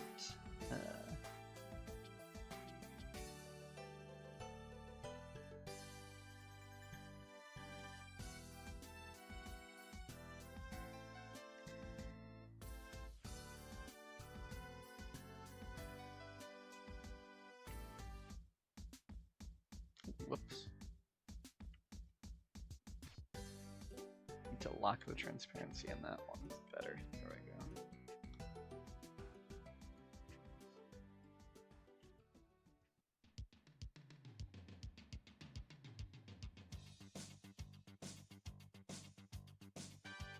For the next 64 streams, I should just redo this great idea here. That's true. It's been working pretty well for Mr. Starium Fox, so they say. Hi, Mega, how's it going? You know, I haven't actually looked at what the new Star Fox looks like. I could do like a react. I could do a react video after we finish this. That might be funny. You also need to watch it. All I know is that there's a new Star Fox and it's a remake basically again. But that's basically all I know. I have no idea like anything else about it at the moment.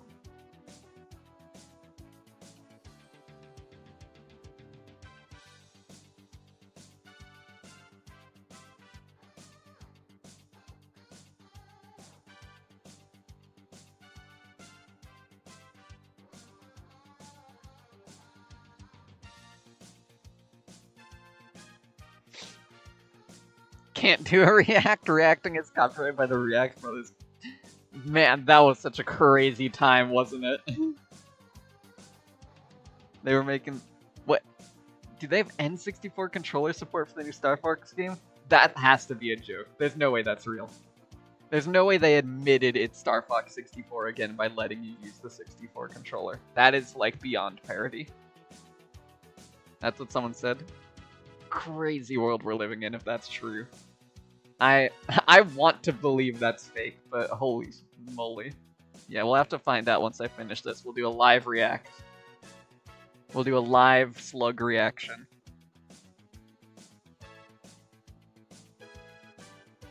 Cool painting so far, thank you. Actually, let me...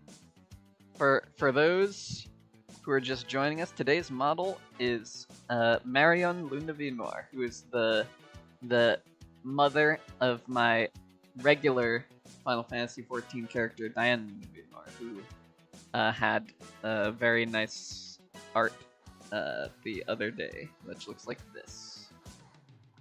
Looks like this. That's Diane. She looks like that. She's cool. This is my regular FF14 character. And then, for fun to like fill out her lore and relationships, I made characters of her ma and pa. And so that's what we're doing today because it is Marion's birthday, 5/6.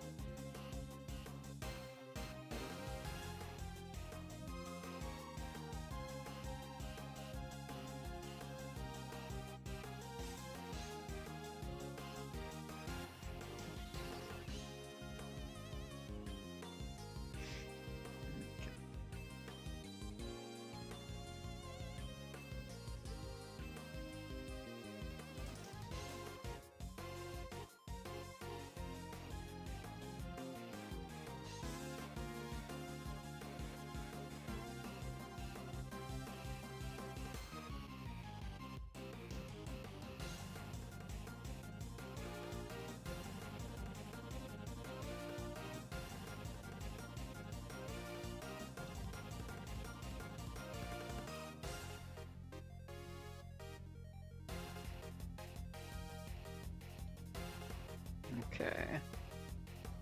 Let's see.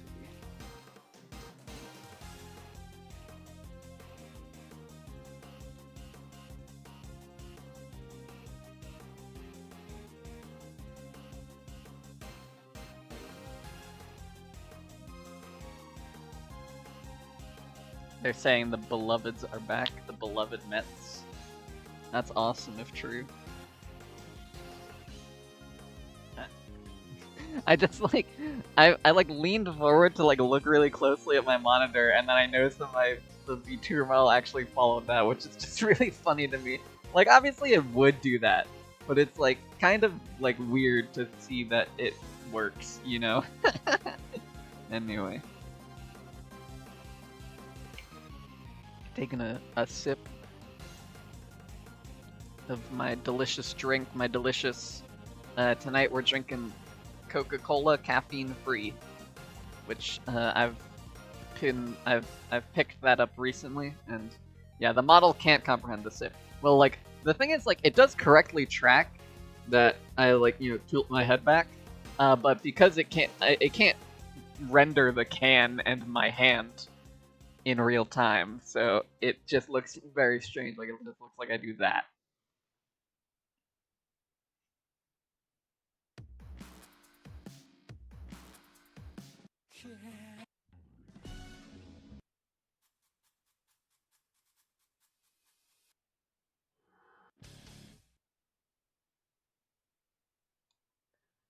All right, back to shading.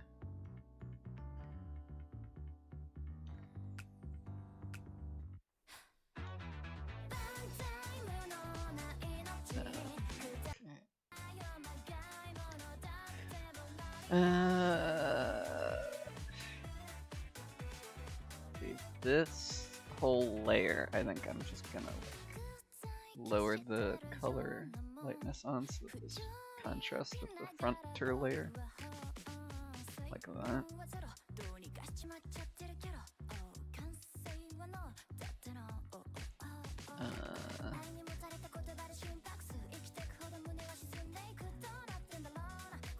I also just realized there's like a gap here because that was previously covered by the hair drills, but now isn't because I've cut the hair drills some.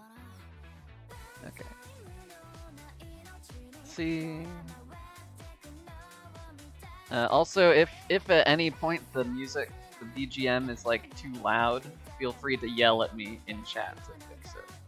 Because unfortunately, all the music in my library is not at the same decibel level, so it's like I kind of have to just like improvise as it happens. Seems good so far, good. But yeah, if ever a song starts playing and you're like, hey, this is too loud, I can't freaking hear you anymore, just, yell at me in chat, I will fix it. Anyway.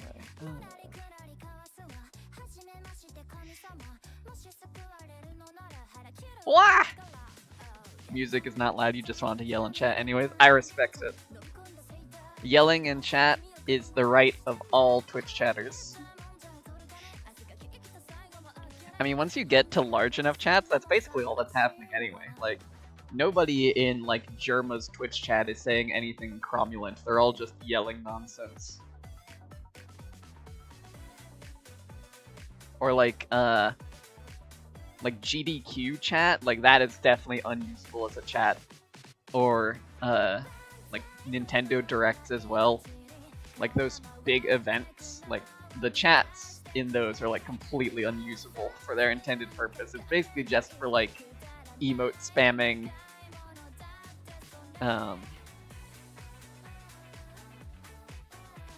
It's like very, very little information is conveyed in those places.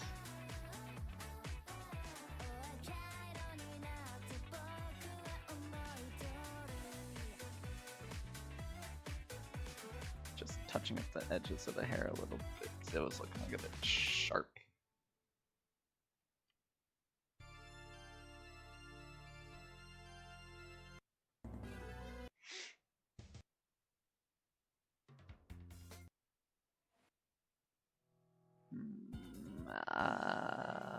Yeah, that's fine.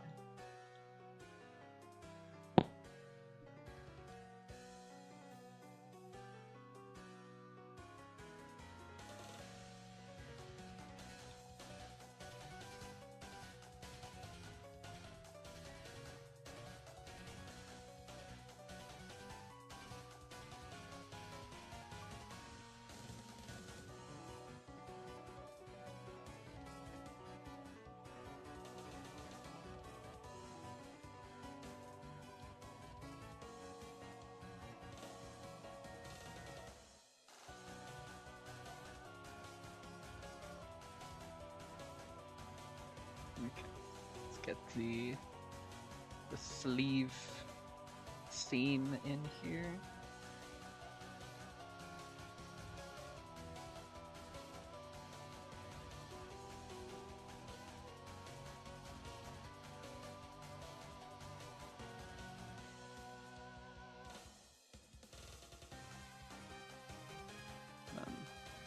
bit of the tangle there because it's like really crumpled up here.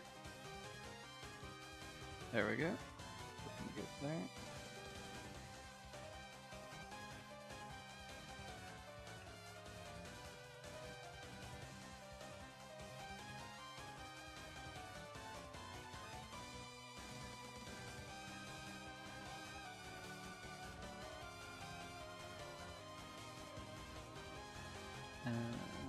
I also should probably get this trim here, which I realized I forgot to do earlier.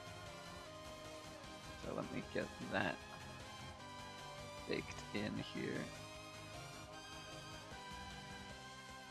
That might actually be better as a separate layer.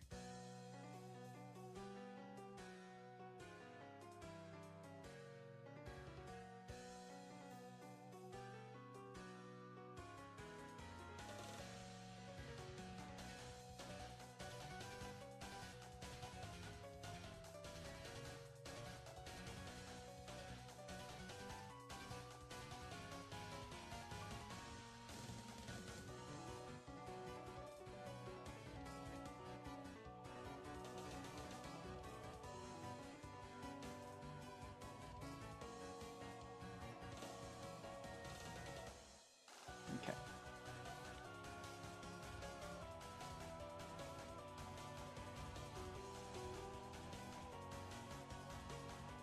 Fill in the gaps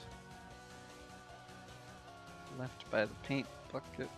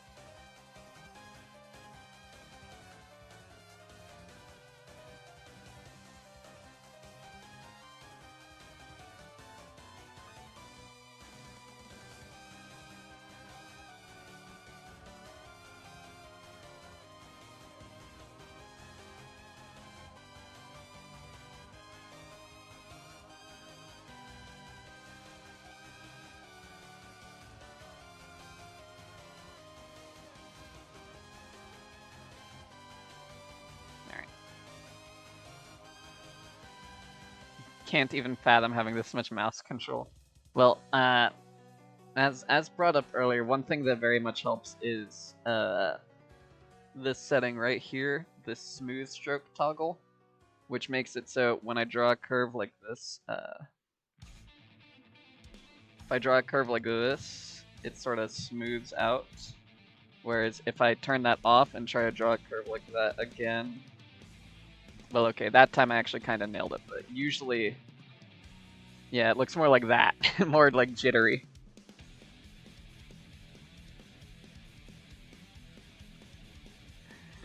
Like if I try to draw like a circle, that's what it looks like without smooth stroke, and then that's what it looks like with smooth stroke. But yeah, that's my secret technique to get my mouse strokes to look better, is that I have smooth stroke turned on, basically 100% of the time. Unless I'm like trying to specifically make something sharp and jaggedy, in which case I'll sometimes turn it off.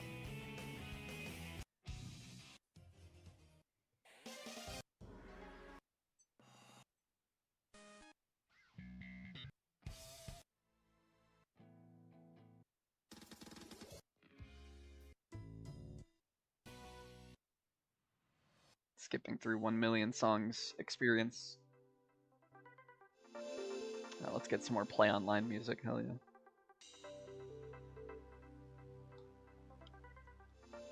Rely on, yeah, shift is another one where it's like if you hold shift, you get guaranteed straight lines. And then if you hold shift and control, you can like lock it to like specific angles as well. It will like snap to angles. Skipping through City Escape. It's just, I feel like it's not the vibe for this piece, definitely. Like I like City Escape, but like right now I don't know if it fits this lady.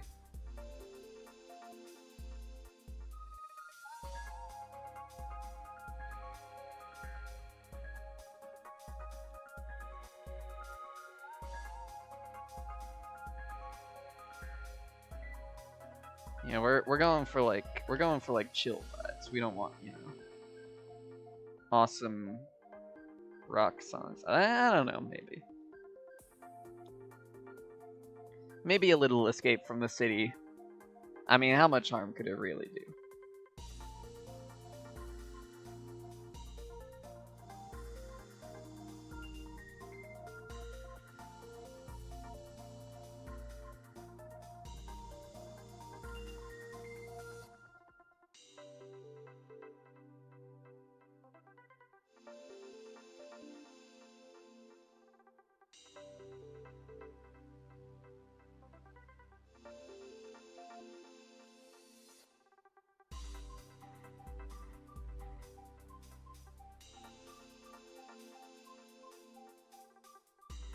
Some shading on here and smooth it out.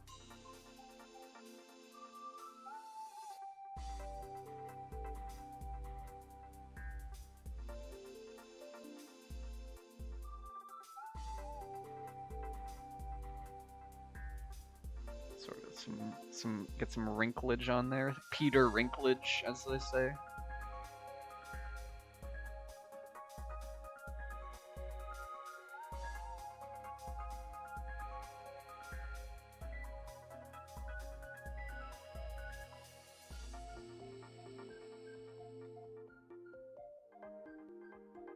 Okay.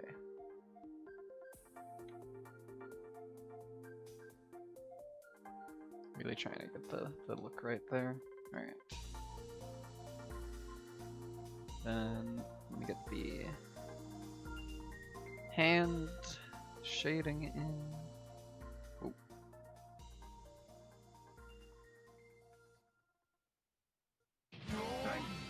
Oh.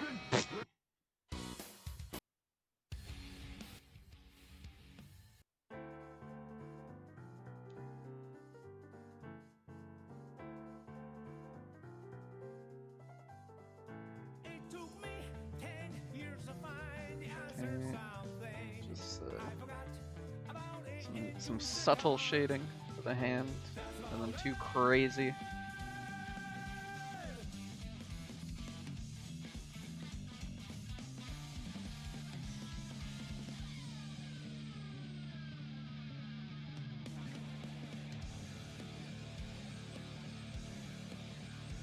Just enough to, you know, suggest a bit of depth. And where's the other hand? Is this it? Is this it?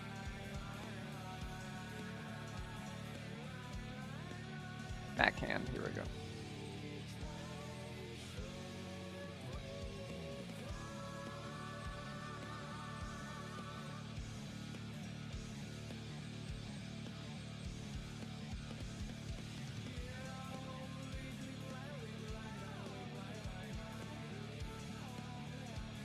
Shade up down here.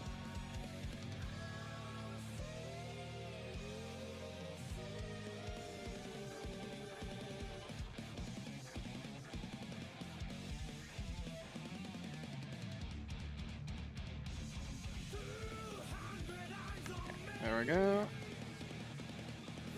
How's it going? Hi, I'm doing pretty good. Looks tapped.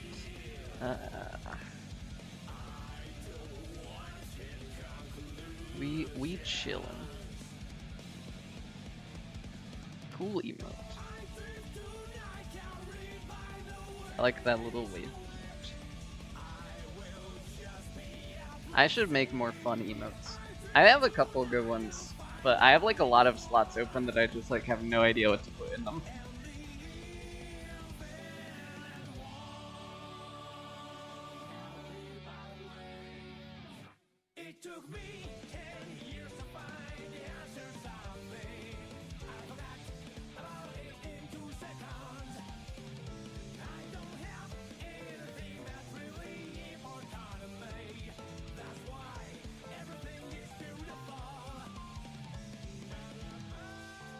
I think my best emote is probably Haha Haunter. That's my favorite.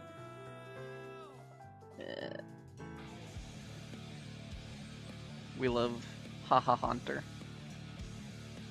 I made this emote for like a Pokemon server, and then it became like my favorite, one of my most used emotes. So I just put it everywhere now. I have it in my server with like my IRL friends. I have put it on my Twitch, so I can just use it anywhere. It's very good. I very much enjoy it. Page Champ is also a great one. That one's a throwback to channel history, my Twitch history. Back in like really old, I did drawn to life streams, and we had the Page Champ, which was made by my friend Linda. Did that sprite art using like the colors from Drawn to Life for like the sprite art. It's very good. And that one was always like, if I ever get affiliate, like that one's going on the list immediately. So once I did get affiliate earlier this year, I was like, oh hell yeah. Slap that bad boy right on there. Don't even have to think twice about it.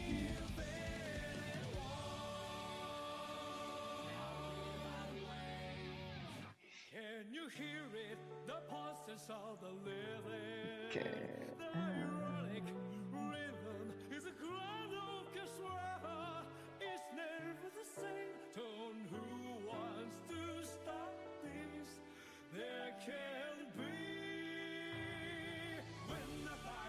Okay.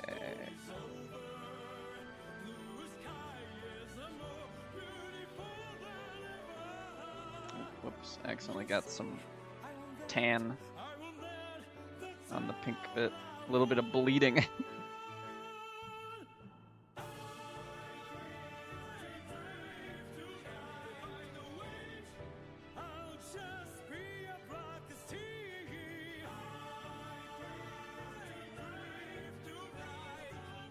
Okay.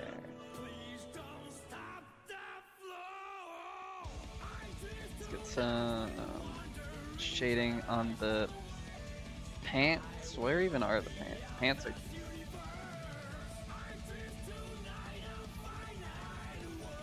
Hopefully you get affiliate one of these days. I'm pretty sure I already have it. Or is it partner? I don't remember which one is which. There's like one where it's like you unlock having like emotes and you have like some of the monetization features. And then there's like the second one, which is when you like hit the big leagues and you have like 50 people on average showing up to every stream. One of those is called affiliate, and one of those is called partner, and I don't remember which is which, but I have one of them. Affiliate is the, I think affiliate is the easy one. I also think affiliate is the easy one. I don't know. Hopefully I hit the bigger one, but you know, who knows? That one is really just kind of luck based.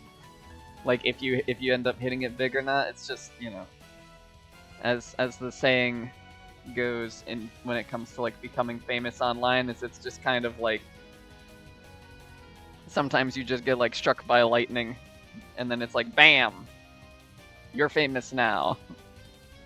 You know, sometimes you just become chosen and it's not really in your control. Partner is the one I don't have. That makes sense. Partner is also the one that like you still don't have a partner, right, Nigga? Because it's like the requirements for it are like crazy high for an average person.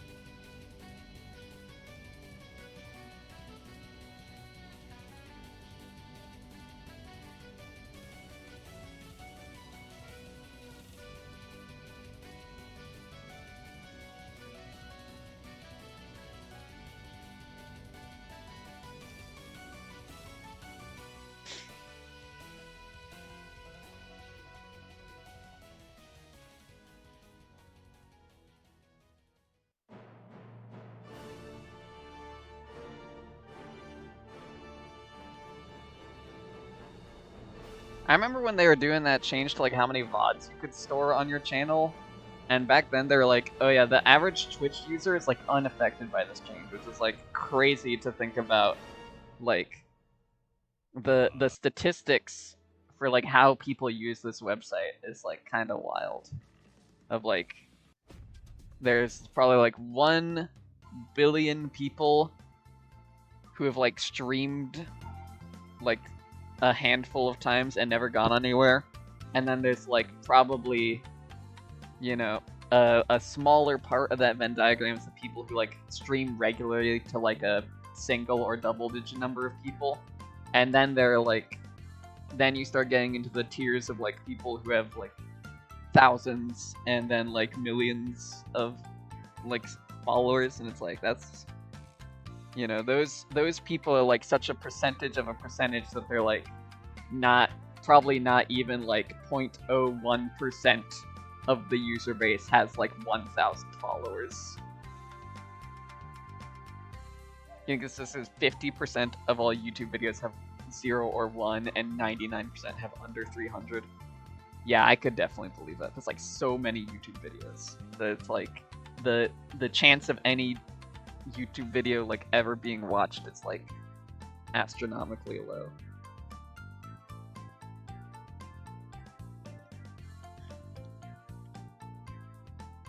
It's like as they call it, the law of large numbers.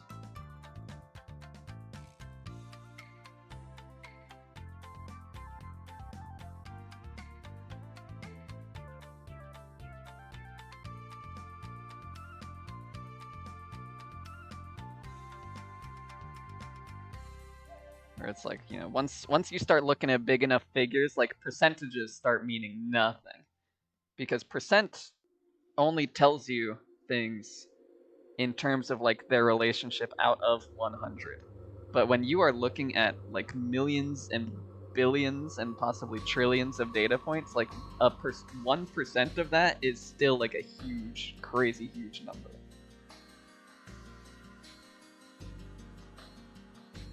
Like, that's why, you know, like, people say, like, oh, you know, if a billionaire could give away 99% of their money and still be a multi-millionaire. Like, it sounds insane to be like, give away 99% of your money. It's like, what the hell, that's all of my money. But it's also like, no, it isn't when you get to big enough numbers. People put too much thought to numbers. Only less than like 5% Twitch streamers have more than 100 viewers consistently. Yeah, definitely. I can certainly believe that. Oops, not what I meant to do. I meant to smoothen the shading out.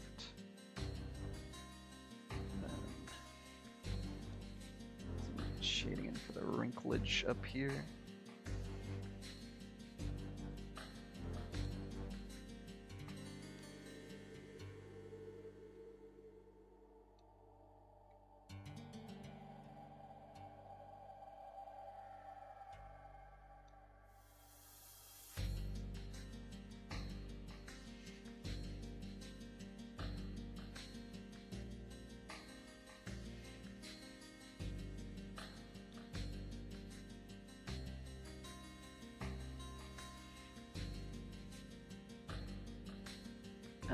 That's looking pretty good.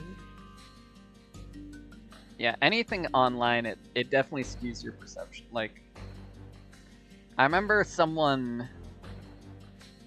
Yeah, exactly. If you give a talk about video games in person, got 20 people show up, you consider that an amazing success.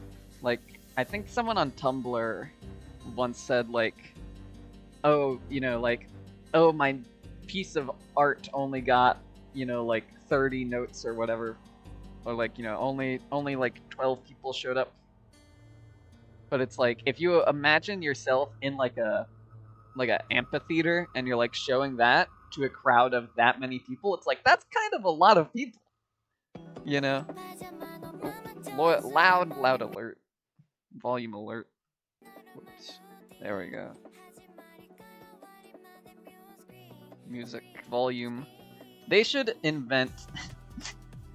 I think that the world, to become a better place, should invent a standard volume, and that should be the volume that all music is. They should not. There should just be like a, when you're making music, make it about this loud, and then we can solve all of the world's problems. Like, okay, it wouldn't be that miraculous, but like it would help a lot for certain. That's, you know, one small problem, one small step for man, but it would be a huge step for mankind, as they say. Where am I? There we go.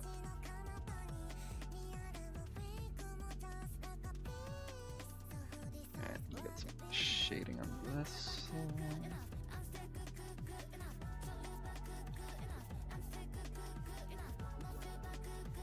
Okay. Shading over there. Shading over there. Good. This is like big wrinklage on this shirt here.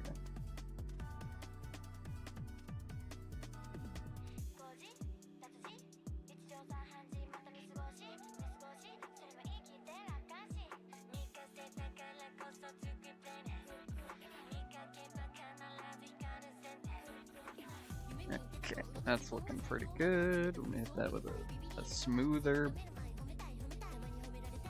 to just sort of even it out. That's looking excellent right there. Okay. Didn't I say I was gonna do pants and I forgot to actually do the pants? Let me do the pants. Pants are this layer.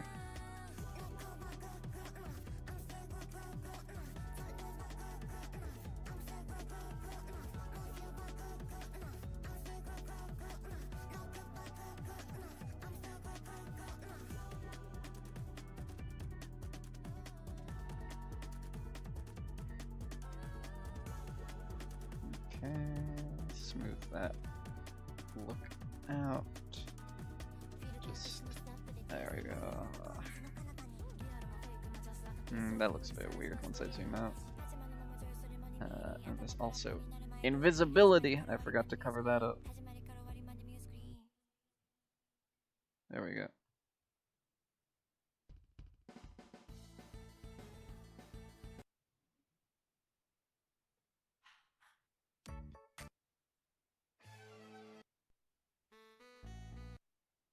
Oh wait, no, that's a good one. Go back.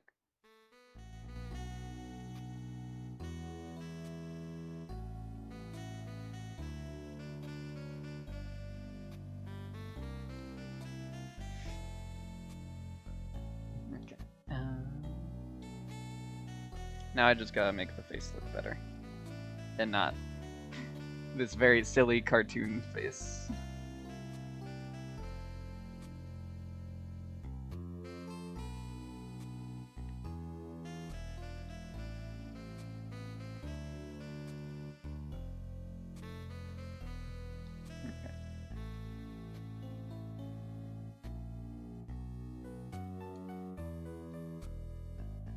She's got violet.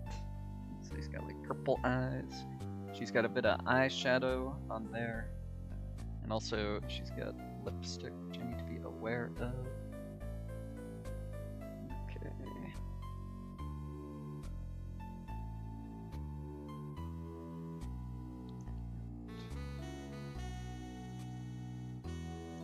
Nose.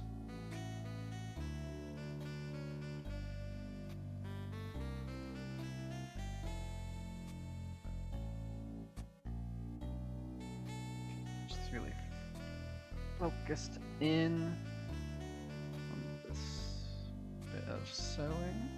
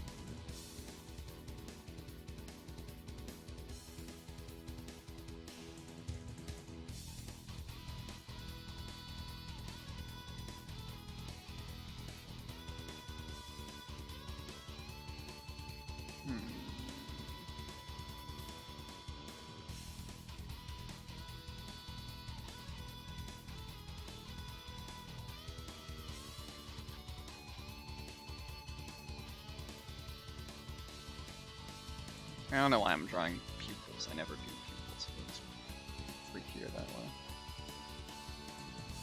I need to...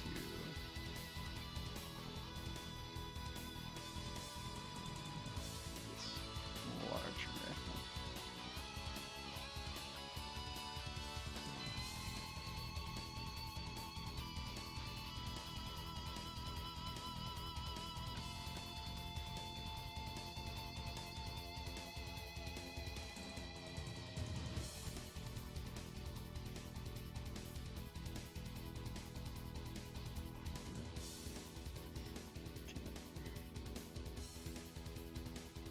What the fucking kind of stream is this?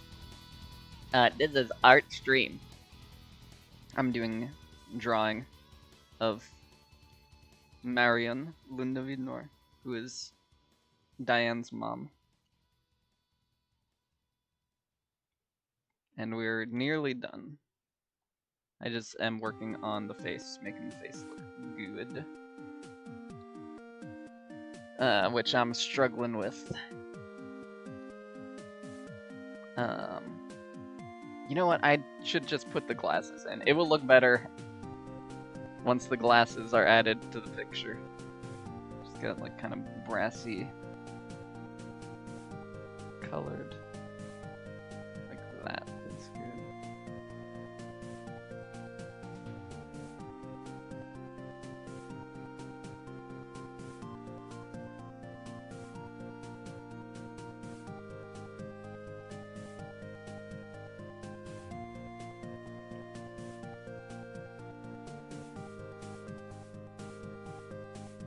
Okay, yeah, just immediately that looks better. You love her tornado hers? Yeah, she's got very good ringlets. As you can see in the source material, she's got some excellent drills.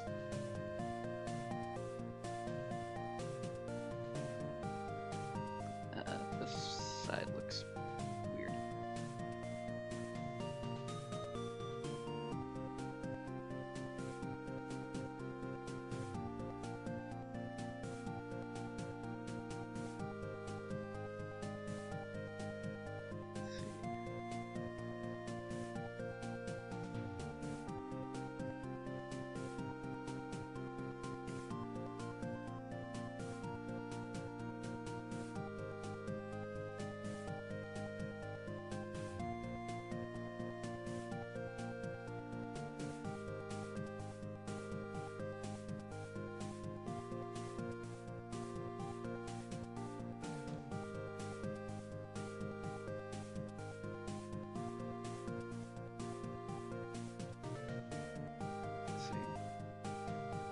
I'll do hair and glasses. Okay, so it kind of like sticks in.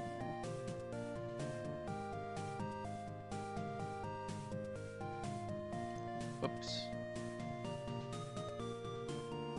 But yeah, we just chillin', drawing art, and listen to some tunes off of my playlist of every music, basically. All the ones that, like, don't kill me, at least to my knowledge. In terms of, like, copyright strike. Because some music, if you play it, the YouTube will kill your video forever. They don't like that.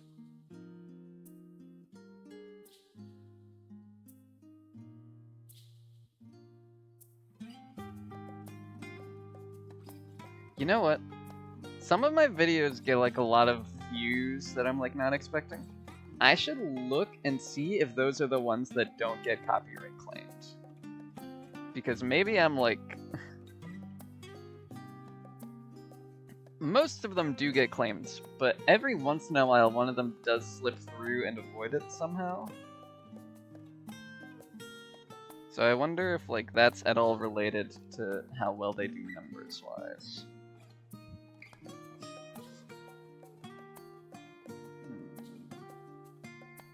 I need to make the white of the eyes less bright.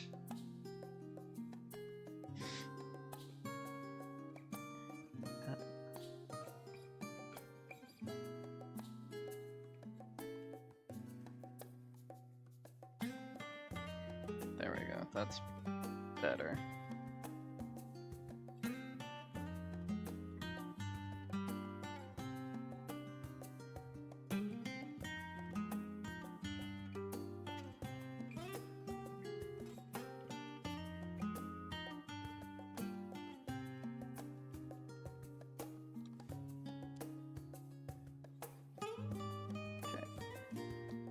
lips.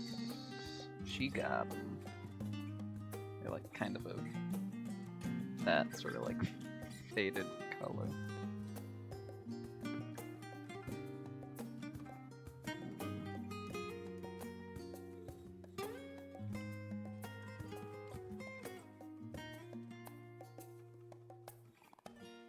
They're also something I'm not experienced with drawing.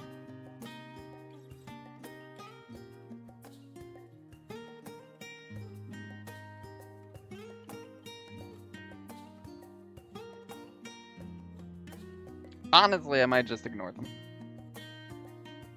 I'm not good at that sort of thing.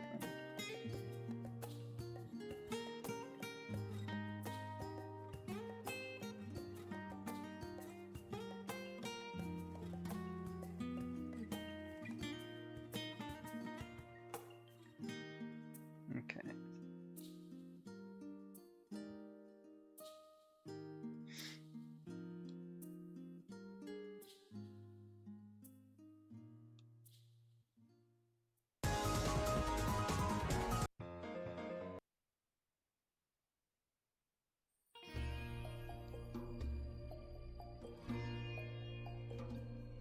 Okay.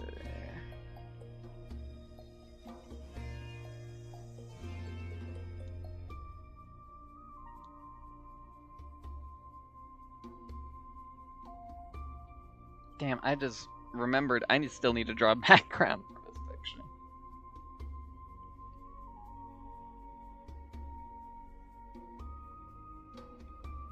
That's crazy.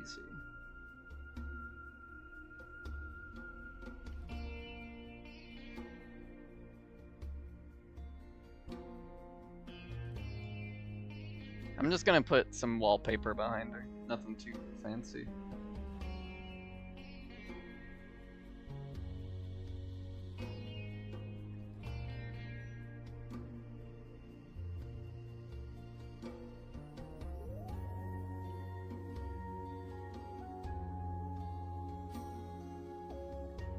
There we go. Make her slightly less pointed on there. The thing about backgrounds is that it's a bunch of bullshit. Exactly.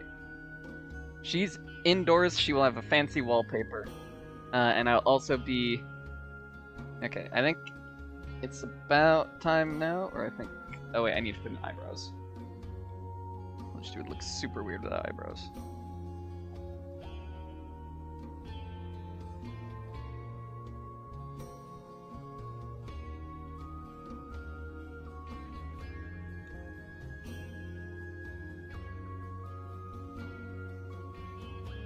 There we go.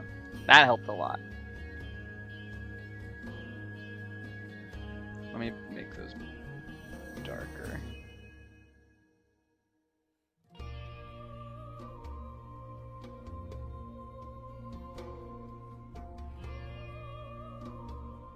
There we go.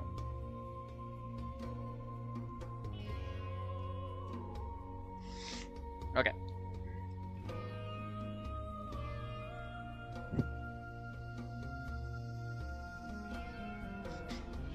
Time to get some fancy textures, because I'm also gonna be doing some Chowder, the TV show stuff here on the fabrics. So I think that will be fun to get like fancy like embroidery looking stuff.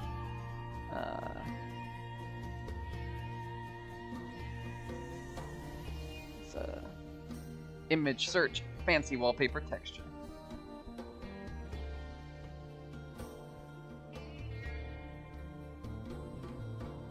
This, whoa. This will work. Let us, let's see, contrast. Lower the contrast. There. And then we're gonna skip this song to the next one. My boy Turing. And then we're gonna colorize. We're gonna make this shit blue. So like a sort of dark. Do that sort of like desaturated blue. That's good. And then, just for like a little bit, just a touch of extra depth, we'll just put in like a shadow gradient here.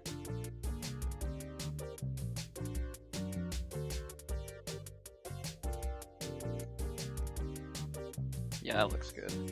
I didn't mean to scroll that setting. Actually, that looked weird. Just want to mess with the opacity. Just to get some shading in on the background. There we go. Just to make it a bit less flat. Yo, Turing test, sibling of Johnny Test. That would be crazy if Turing's full name was Turing Test. This is Turing. We love Turing here. I was literally talking earlier in the stream about how much I love 2064's soundtrack. Okay. Now let's get some other textures.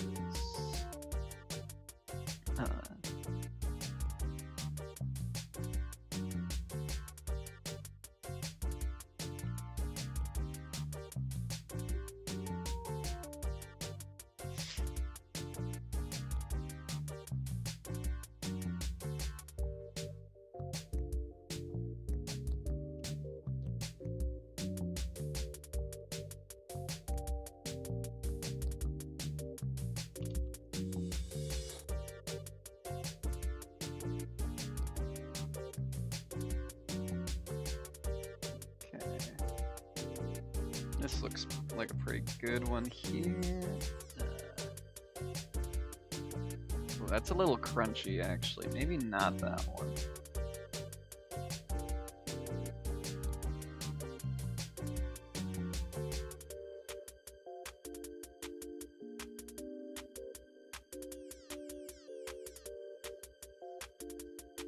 Stare at the wallpaper of it on Steam wistfully sometimes. Yes. 2064 is really good. Did you ever play Neurodiver? Because that's pretty good as well. It's you did not. You should definitely. I would recommend checking it out. I don't think it's as good as 2064. You can definitely feel that it was sort of in dev hell a little bit when you play it, but I still think it's like a fun experience regardless. It's worth checking out if you have the inclination to.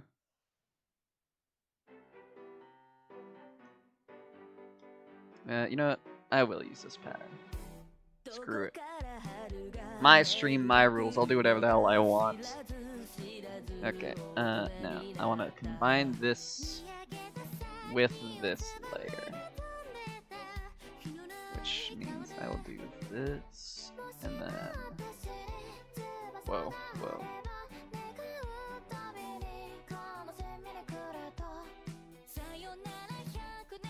Soft light. Whoa. Some of these effects look freaking crazy. How many games in true dev hell, not just long development, end up having no issues? Well, I feel like that's a bit of a loaded question, isn't it? Because the thing is, like, when the game has issues, we call it development hell, but when it takes a long time and it's good, we just say, oh, it was taking a long time. Like, I feel like the phrase dev hell is informed by the quality of the end product. So I don't know.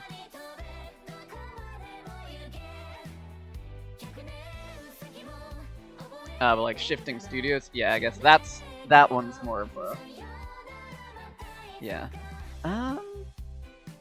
Yeah, shifting studios, shifting directors.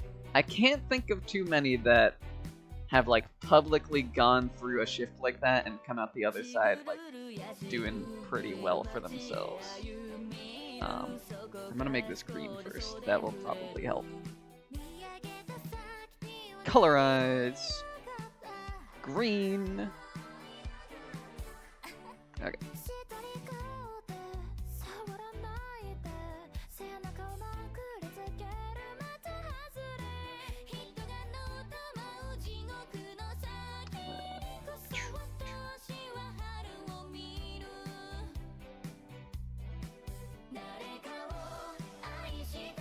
There we go, that looks pretty good.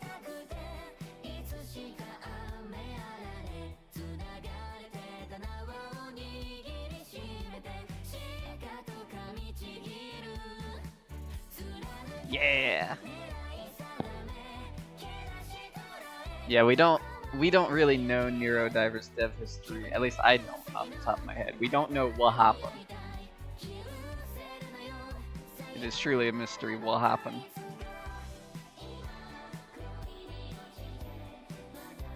Yeah, I think soft light is the way to go here.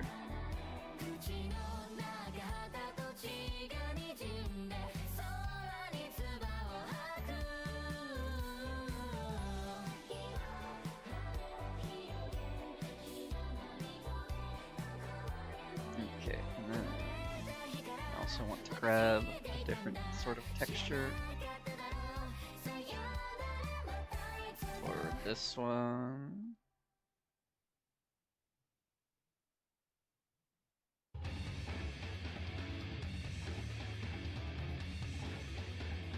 Skip this.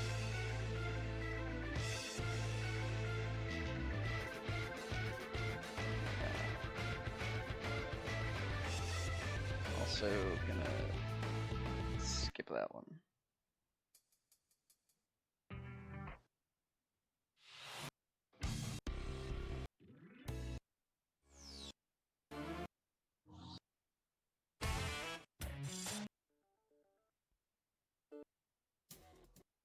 Yeah, that's fine.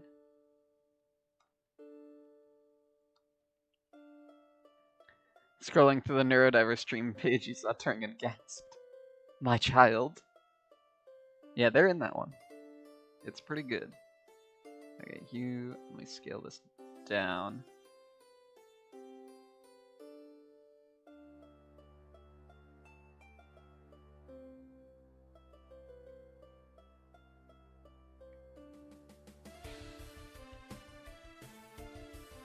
I'm gonna tile you.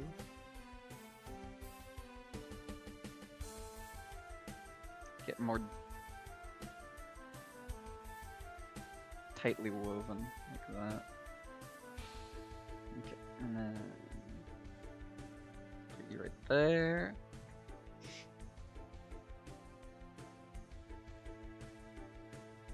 Okay. And then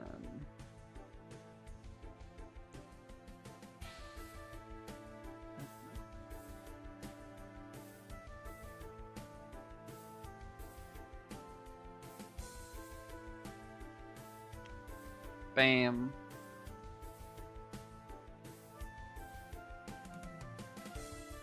And then also need to like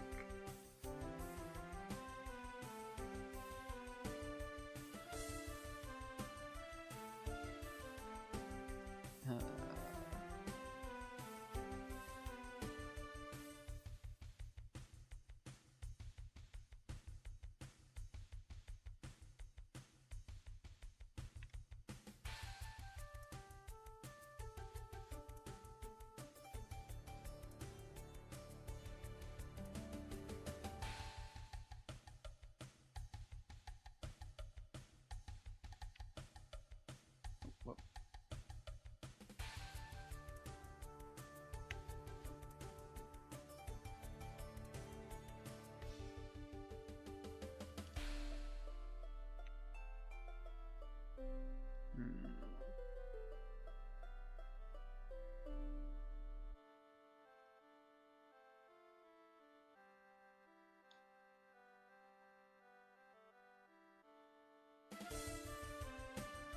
Okay, I might just have to do this whole thing as separate, different layers.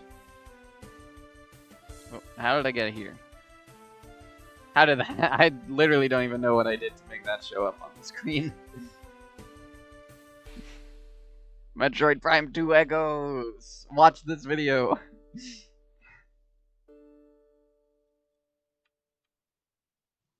Okay, so this top one will just be the beret layer, the berayer, if you will.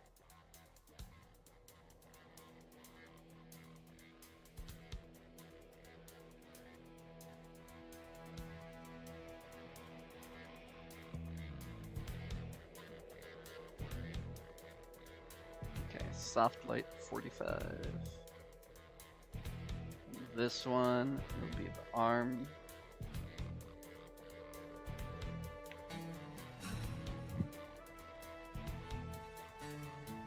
Soft light 45. There we go. Ah, yes, look at that. That looks great. And then this one will come down to here.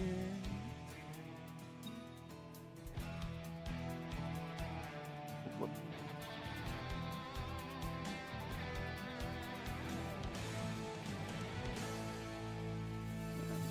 There we go. And then also soft light 45.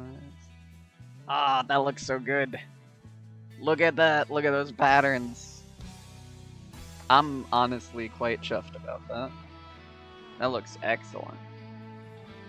That's beautiful. Alright, let me get one for the periwinkle bits as well.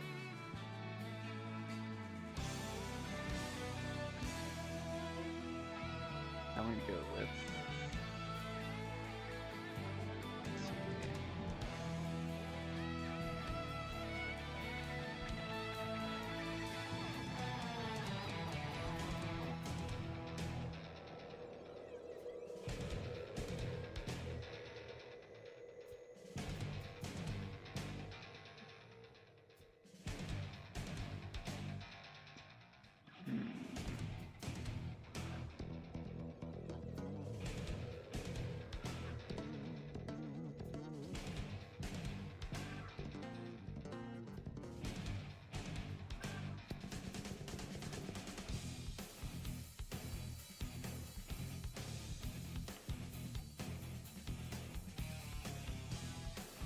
steal this one.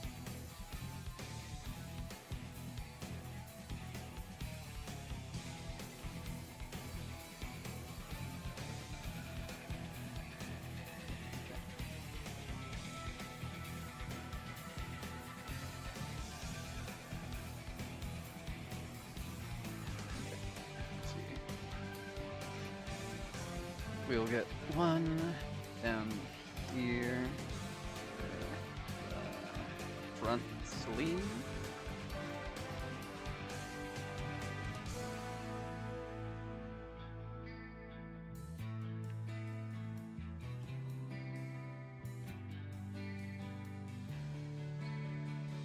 Soft light. 45. There we go. And another version of you down here.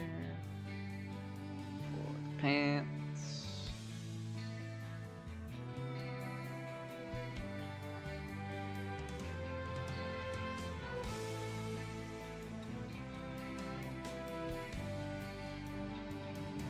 And another version here for the inner layer.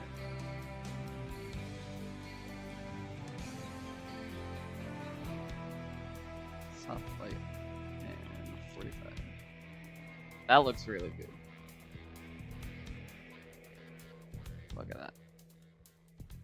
That's excellent. There's a bit of like roughness around the edges. Let me maybe...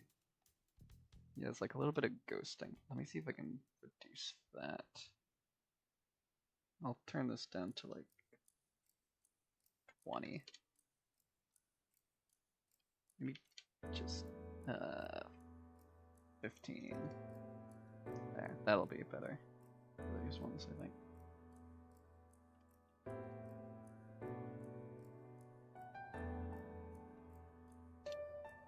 There we go. More subtle, but it still looks well and good. Alright, I think this one's about done. Looks pretty good to me. I'm quite satisfied with how this one came out. Yeah, I think adding the texture really was the key.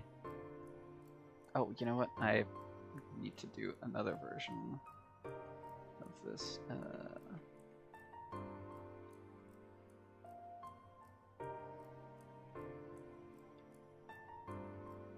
Okay. I need to do another version of this for this little stripe on the sleeve. Where is it? Is it this? Yeah, this.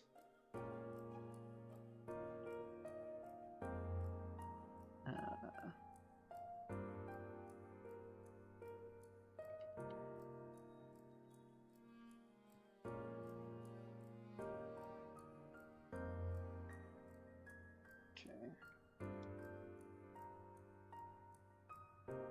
Gotta get it lined up properly.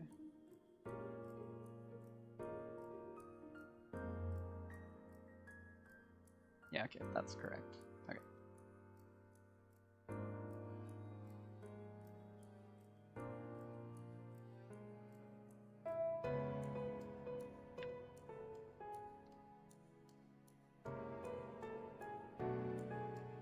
Okay, and then soft light.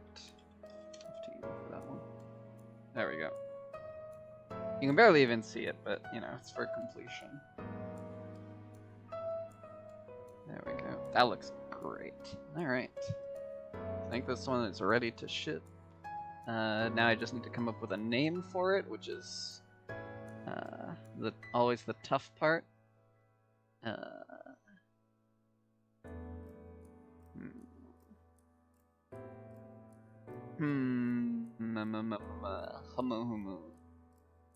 What am I gonna call this one?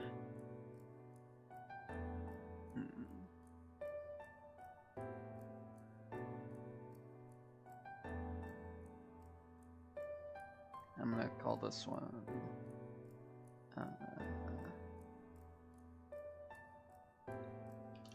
Shut-in Seamstress. There we go.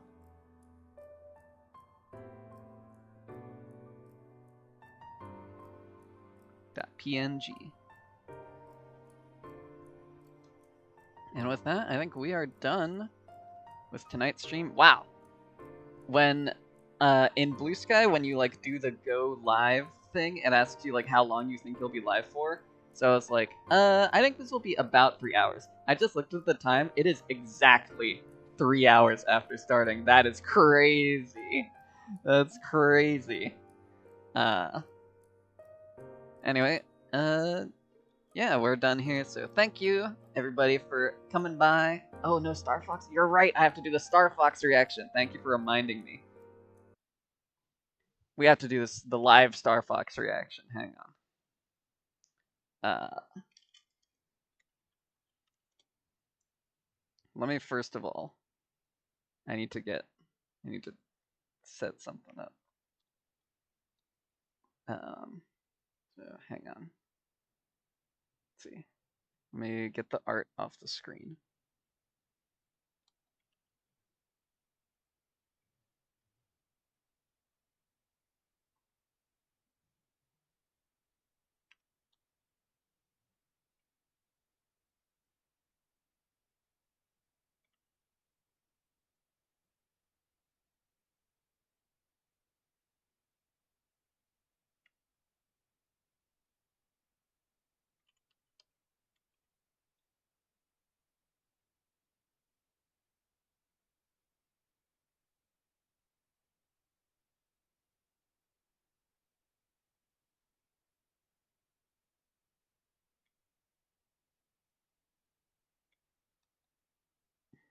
Okay. Put this in this folder. Over there. Add source.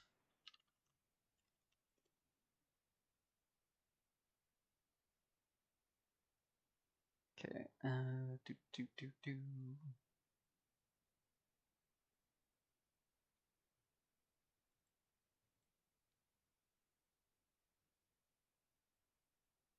Okay. We are now ready for the YouTube reaction. Let me find the new Star Fox. Let's see.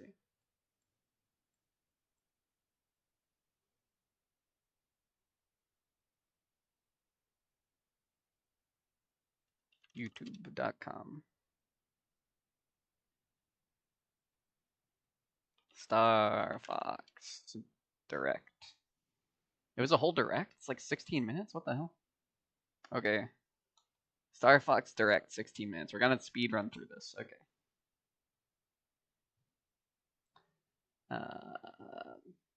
Here we go. Star Fox. Let's see it. Hello everyone, I'm Shigeru Miyamoto.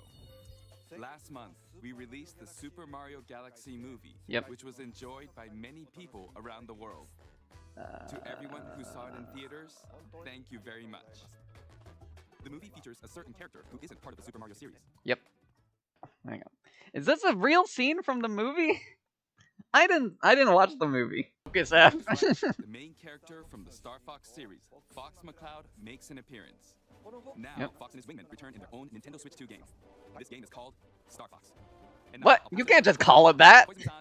Hello everyone, I'm Yoshiaki Koizumi. From here on, I'll be your host for this presentation.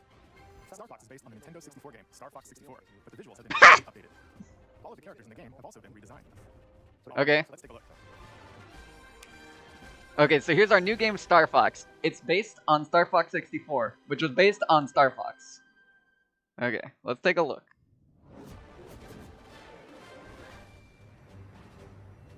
That's graphics. There's a paw on the side of a spaceship.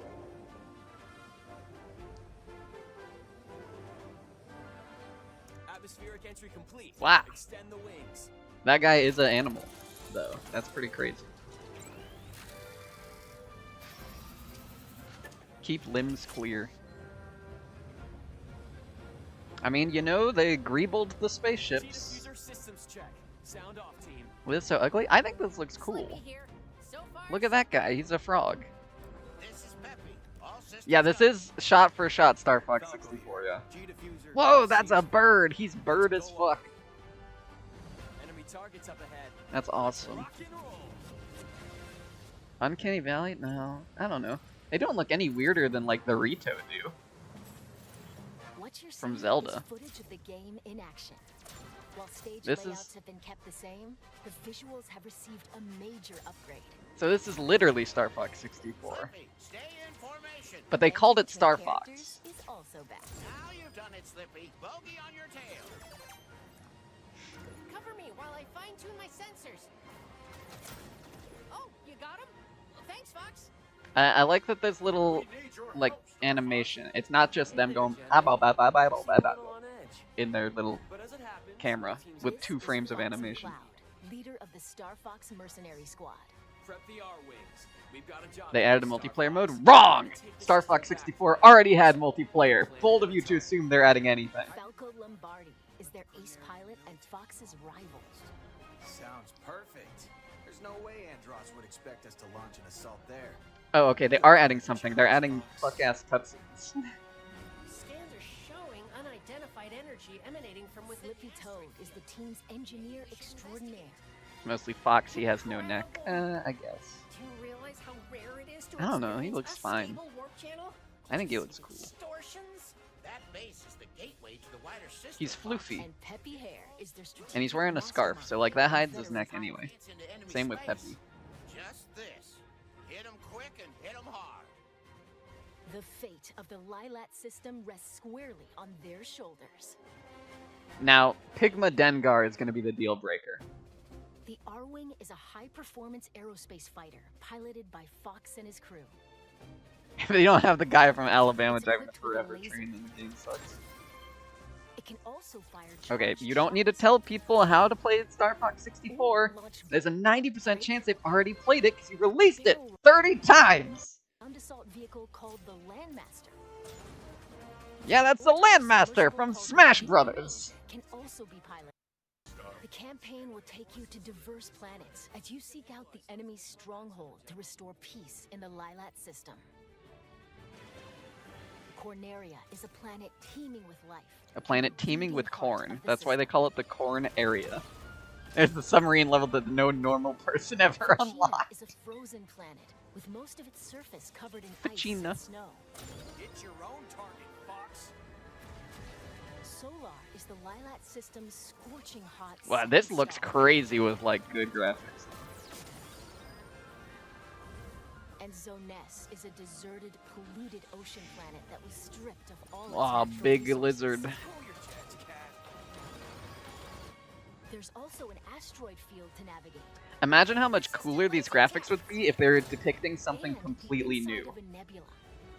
And not just like Planet copy surfaces pasting to outer something space, from a 30 years variety ago. of stages await. Like, these graphics already have a lot of spectacle, but they could have even more spectacle if it was something you've never seen before. Bill? Who's Massive Bill? boss battles. You can look forward to intense I'm a aerial fake combat. Starfox fan. I don't know Bill. Spyborg. We did it. All units, disengage.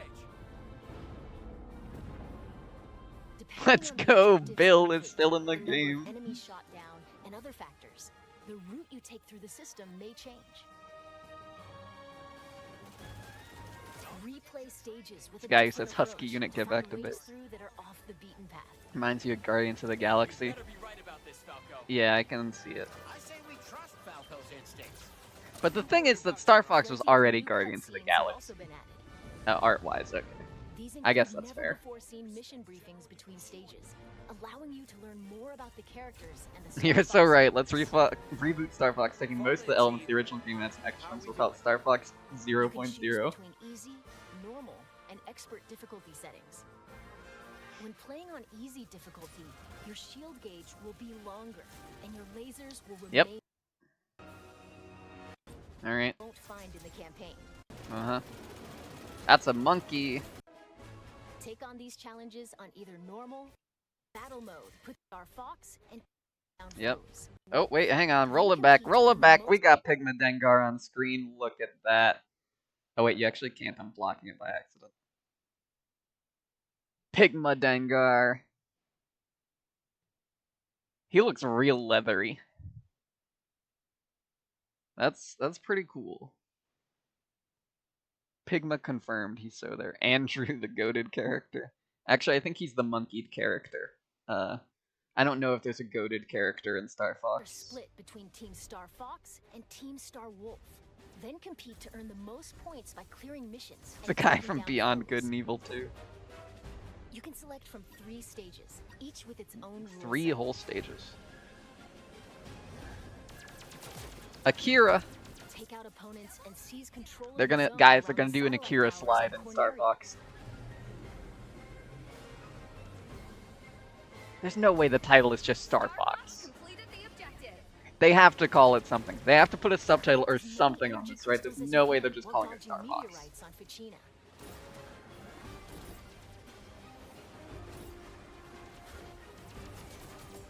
Or That's like a triangle Over strategy. space This name will pirates be and changed take a later, right? base in Sector Y.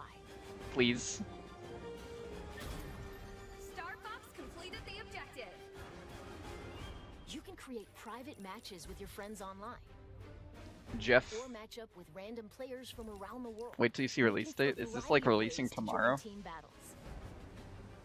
Plus, if one person has the game, up to 4 players can take to the skies locally with Game Share Game share. or online. Using Bottom Game 10 Share most via Game used Chat. Switch functions. Oh, that's Deltarune. You're right. Deltarune's tomorrow. By holding your Joy-Con 6-4 would be controller, really funny. you can seamlessly swap to mouse-controlled targeting. Ooh, for mouse intuitive control. aim Oh, so this is a and Switch 2 game only. Stay in formation. Now you've Yeah, got it. sorry. We couldn't also put this N64 game on the Switch 1. By sharing one of the Joy-Con 2 controllers with a second player, you can split pilot and gunner duties in Okay, co-op. this is interesting. This is something from Zero. This is something that Zero had. So it's something that a previous, they're carrying it through from a previous 64 remake. I'll target the lights on the left. You guys go right. Cat. It's a trap. Take him down. Don't crawl back under your top. A swarm of lowly flies. Granga pilot. That guy doesn't get a name Team, apparently. we're approaching Venom airspace. Venom. What did you think? I thought it was As you Star just Fox. saw, Fox and Company have a more animal-like design in this game. Yeah, that's true. Reborn exclusively for the Nintendo Switch 2 system. Star Fox launches June 25th. Cat isn't pink anymore. That's sad. By the way, this game also supports character avatars, which let you change your face in game chat to look like a character. Like this. That's funny. How do I look? Oh, what the hell? Oh, that's crazy. It's literally motion capture. It doesn't just capture your head movement. They made Star Fox VTubers. But your mouth movement?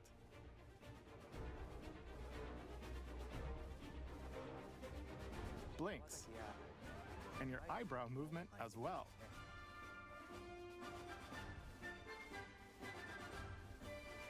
If you have a compatible USB camera, please give it a try. When using character avatars to look like a Star Fox character, friends William. with other games can also see your new look. That's really funny, honestly. Like, I don't know if anyone ever uses game chat, but like, if someone did, that's a really funny feature to Those add. who played the Nintendo 64 version can enjoy No controls that way! feel You closer actually to the did. original. You were not lying about the Since its N64 debut on the controller. Super Nintendo Entertainment System, the Star Fox series has had a long legacy on Nintendo platforms. Along that journey, it set out for adventure. Yeah. And join the battle in the Super Smash Bros. Series. We're I grateful love that they ran out of to support Star the series for Fox more than 30 games. years. They ran out of Star Fox games. They're like, oh yeah, here's the illustrious history of Star Fox. Here's the first game we made. Here's the second game we made. Here's the third game we made. We're out of Star Fox games now. Because that's how many Star Fox games there are. Super Smash And Bros. honestly, this is generous because this game and this game are the same. Series. We're grateful that you've continued to support the series for more than 30 years. If you've never experienced the series before, we hope you'll give Star Fox a try. Not true, we got Assault and Command, yeah. But Finally, we'll finish nobody this played those, presentation so they don't by count. sharing the game's prologue, which depicts a past battle. Nintendo, this is the 4th game in a row you've remade Star Fox. James McCloud. Father of the protagonist Fox. Wow. James McCloud served with distinction as a pilot in the Corneria Defense Force, where his dedication to the Lilat system and unimpeachable record suggested he would enjoy a long and storied career. However, James chose to leave the service and enter the private sector, establishing the freelance paramilitary organization known as Star Fox. I was not aware that they were freelance paramilitary. That's crazy. That's some crazy words that they wrote in a Nintendo game. Didn't James McCloud used to be human? No, you're thinking of James McCloud parentheses F-Zero. James McCloud parentheses Star Fox was always a fox. Very much.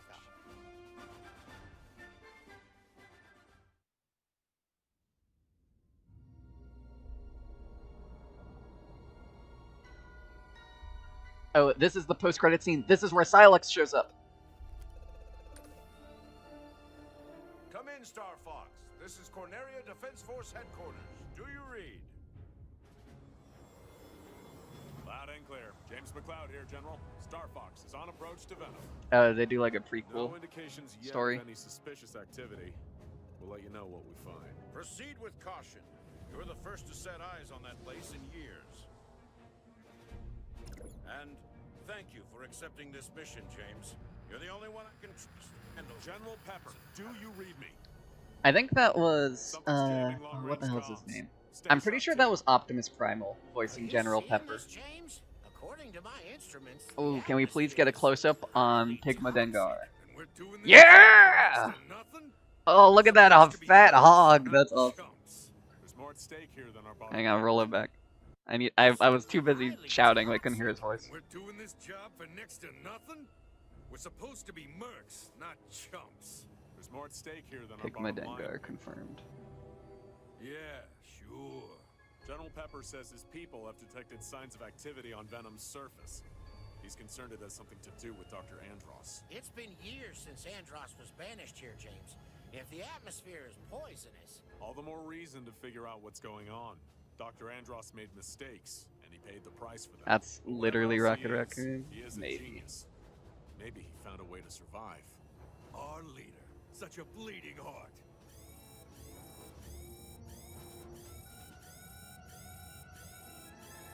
Ooh. Where'd they come from? Defensive formation. Pegma, where are you going? It's like you told me. I'm getting into formation. You two-timing swine! Can you call him that? What can I say? My new boss pays better. In a world where people are like people animals, would calling someone a swine like that, is that like a slur? Did Peppy just make a racially charged comment? Dr. Andros? Don't let them escape!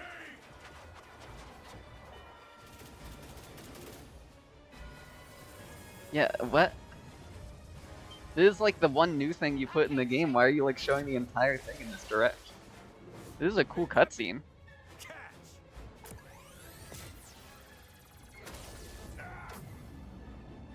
Oh.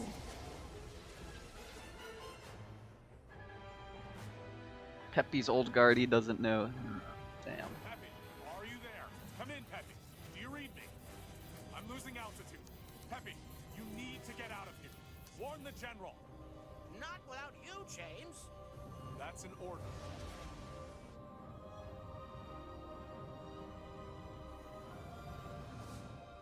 And Peppy, keep an eye on Fox.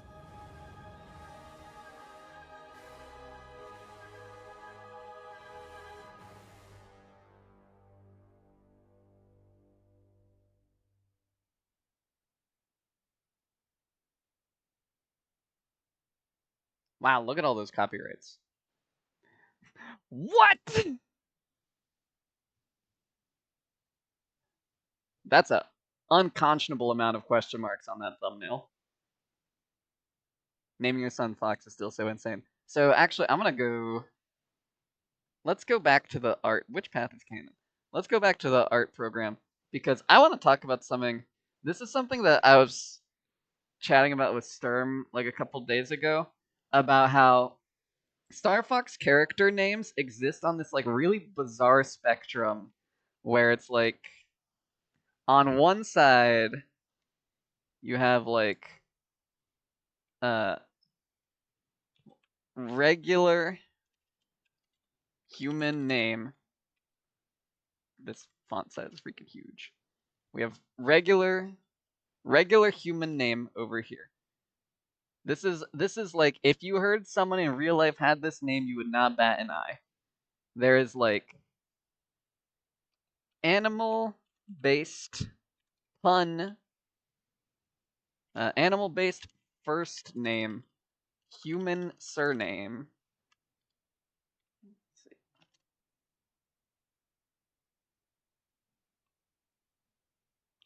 That's like the next tier down. And then we have like cutesy first name, animal surname. And then on the very end of the scale we have Pigma Dengar over here. And so like all across this scale, I should take the reaction. I'm not reacting anymore. So like over on the regular human name, we've got like, this is like over here, we've got like James McLeod. This is a regular guy's name. If I met someone who's like, sup bro, name's James McLeod, I'd be like, that's awesome for you. I would not think twice about it. It's like, that's a name a guy could have. So this is like, so over here is like James McLeod. Is it McLeod with one C or two C's? James McLeod. And then over in like the animal-based first name, human surname, we've got Fox McLeod, we've got Falco Lombardi, we've got like Leon Pawalski.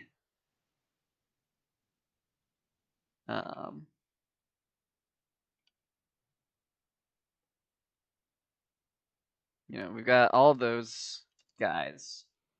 You know, this type of name. Which is like, okay, these are like Yeah, Wolf O'Donnell. That's another one. Wolf O'Donnell.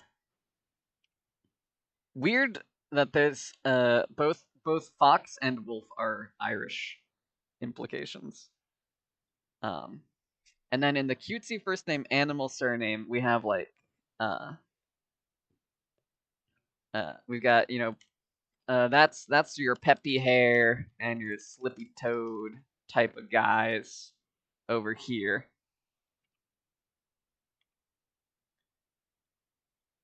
And those sort of guys.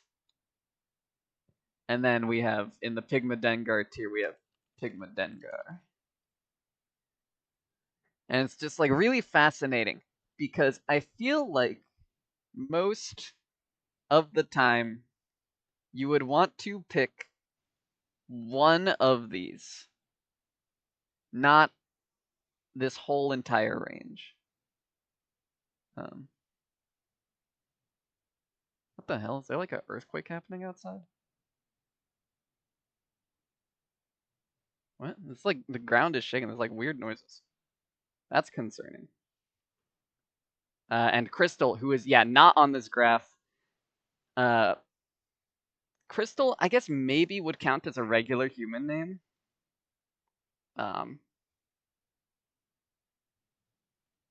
But it's like really strange, the range of it. I like these ones are normal. Peppy Hair and Slippy Toad, these are what you would expect from like a Nintendo game about animals, right? James McCloud is like the most bizarre one. Why is he called that? Like, if they wanted to have Fox and his father share a surname, it should have been.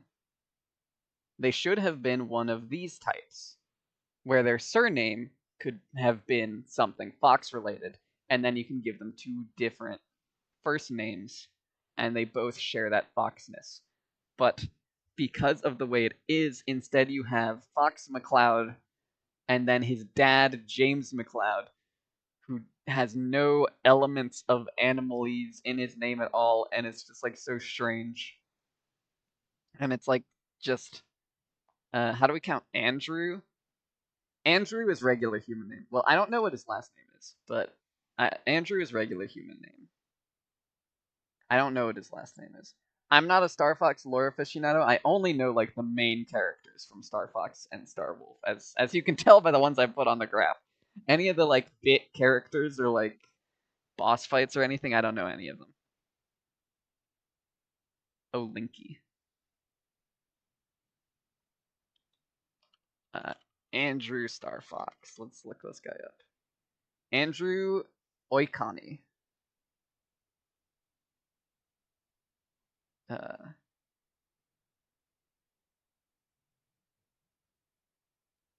I don't even know what his name is supposed to mean.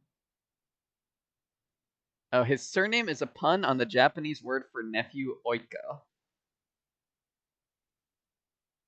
That's okay. So he is weird. His last name is like a bit weird, but it's not an animal pun. Andrew goes in regular human name as well, I would say.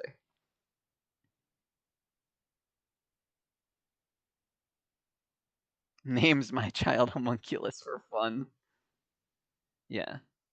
But like this category of names to me is the most confusing one. Because they imply such bizarre things about the universe just by existing. Like Leon can kind of get away with it. Leon is an animal-based first name that can pass as a regular human name, but Fox and Wolf and Falco are all so clearly animal characters, but then they have these human as hell surnames, and it's like so strange why their first name is the one that's the animal. I just don't get it.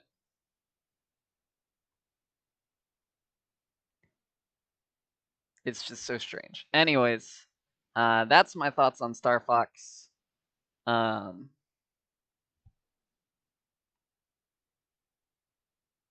Yeah, that's my thoughts on Star Fox.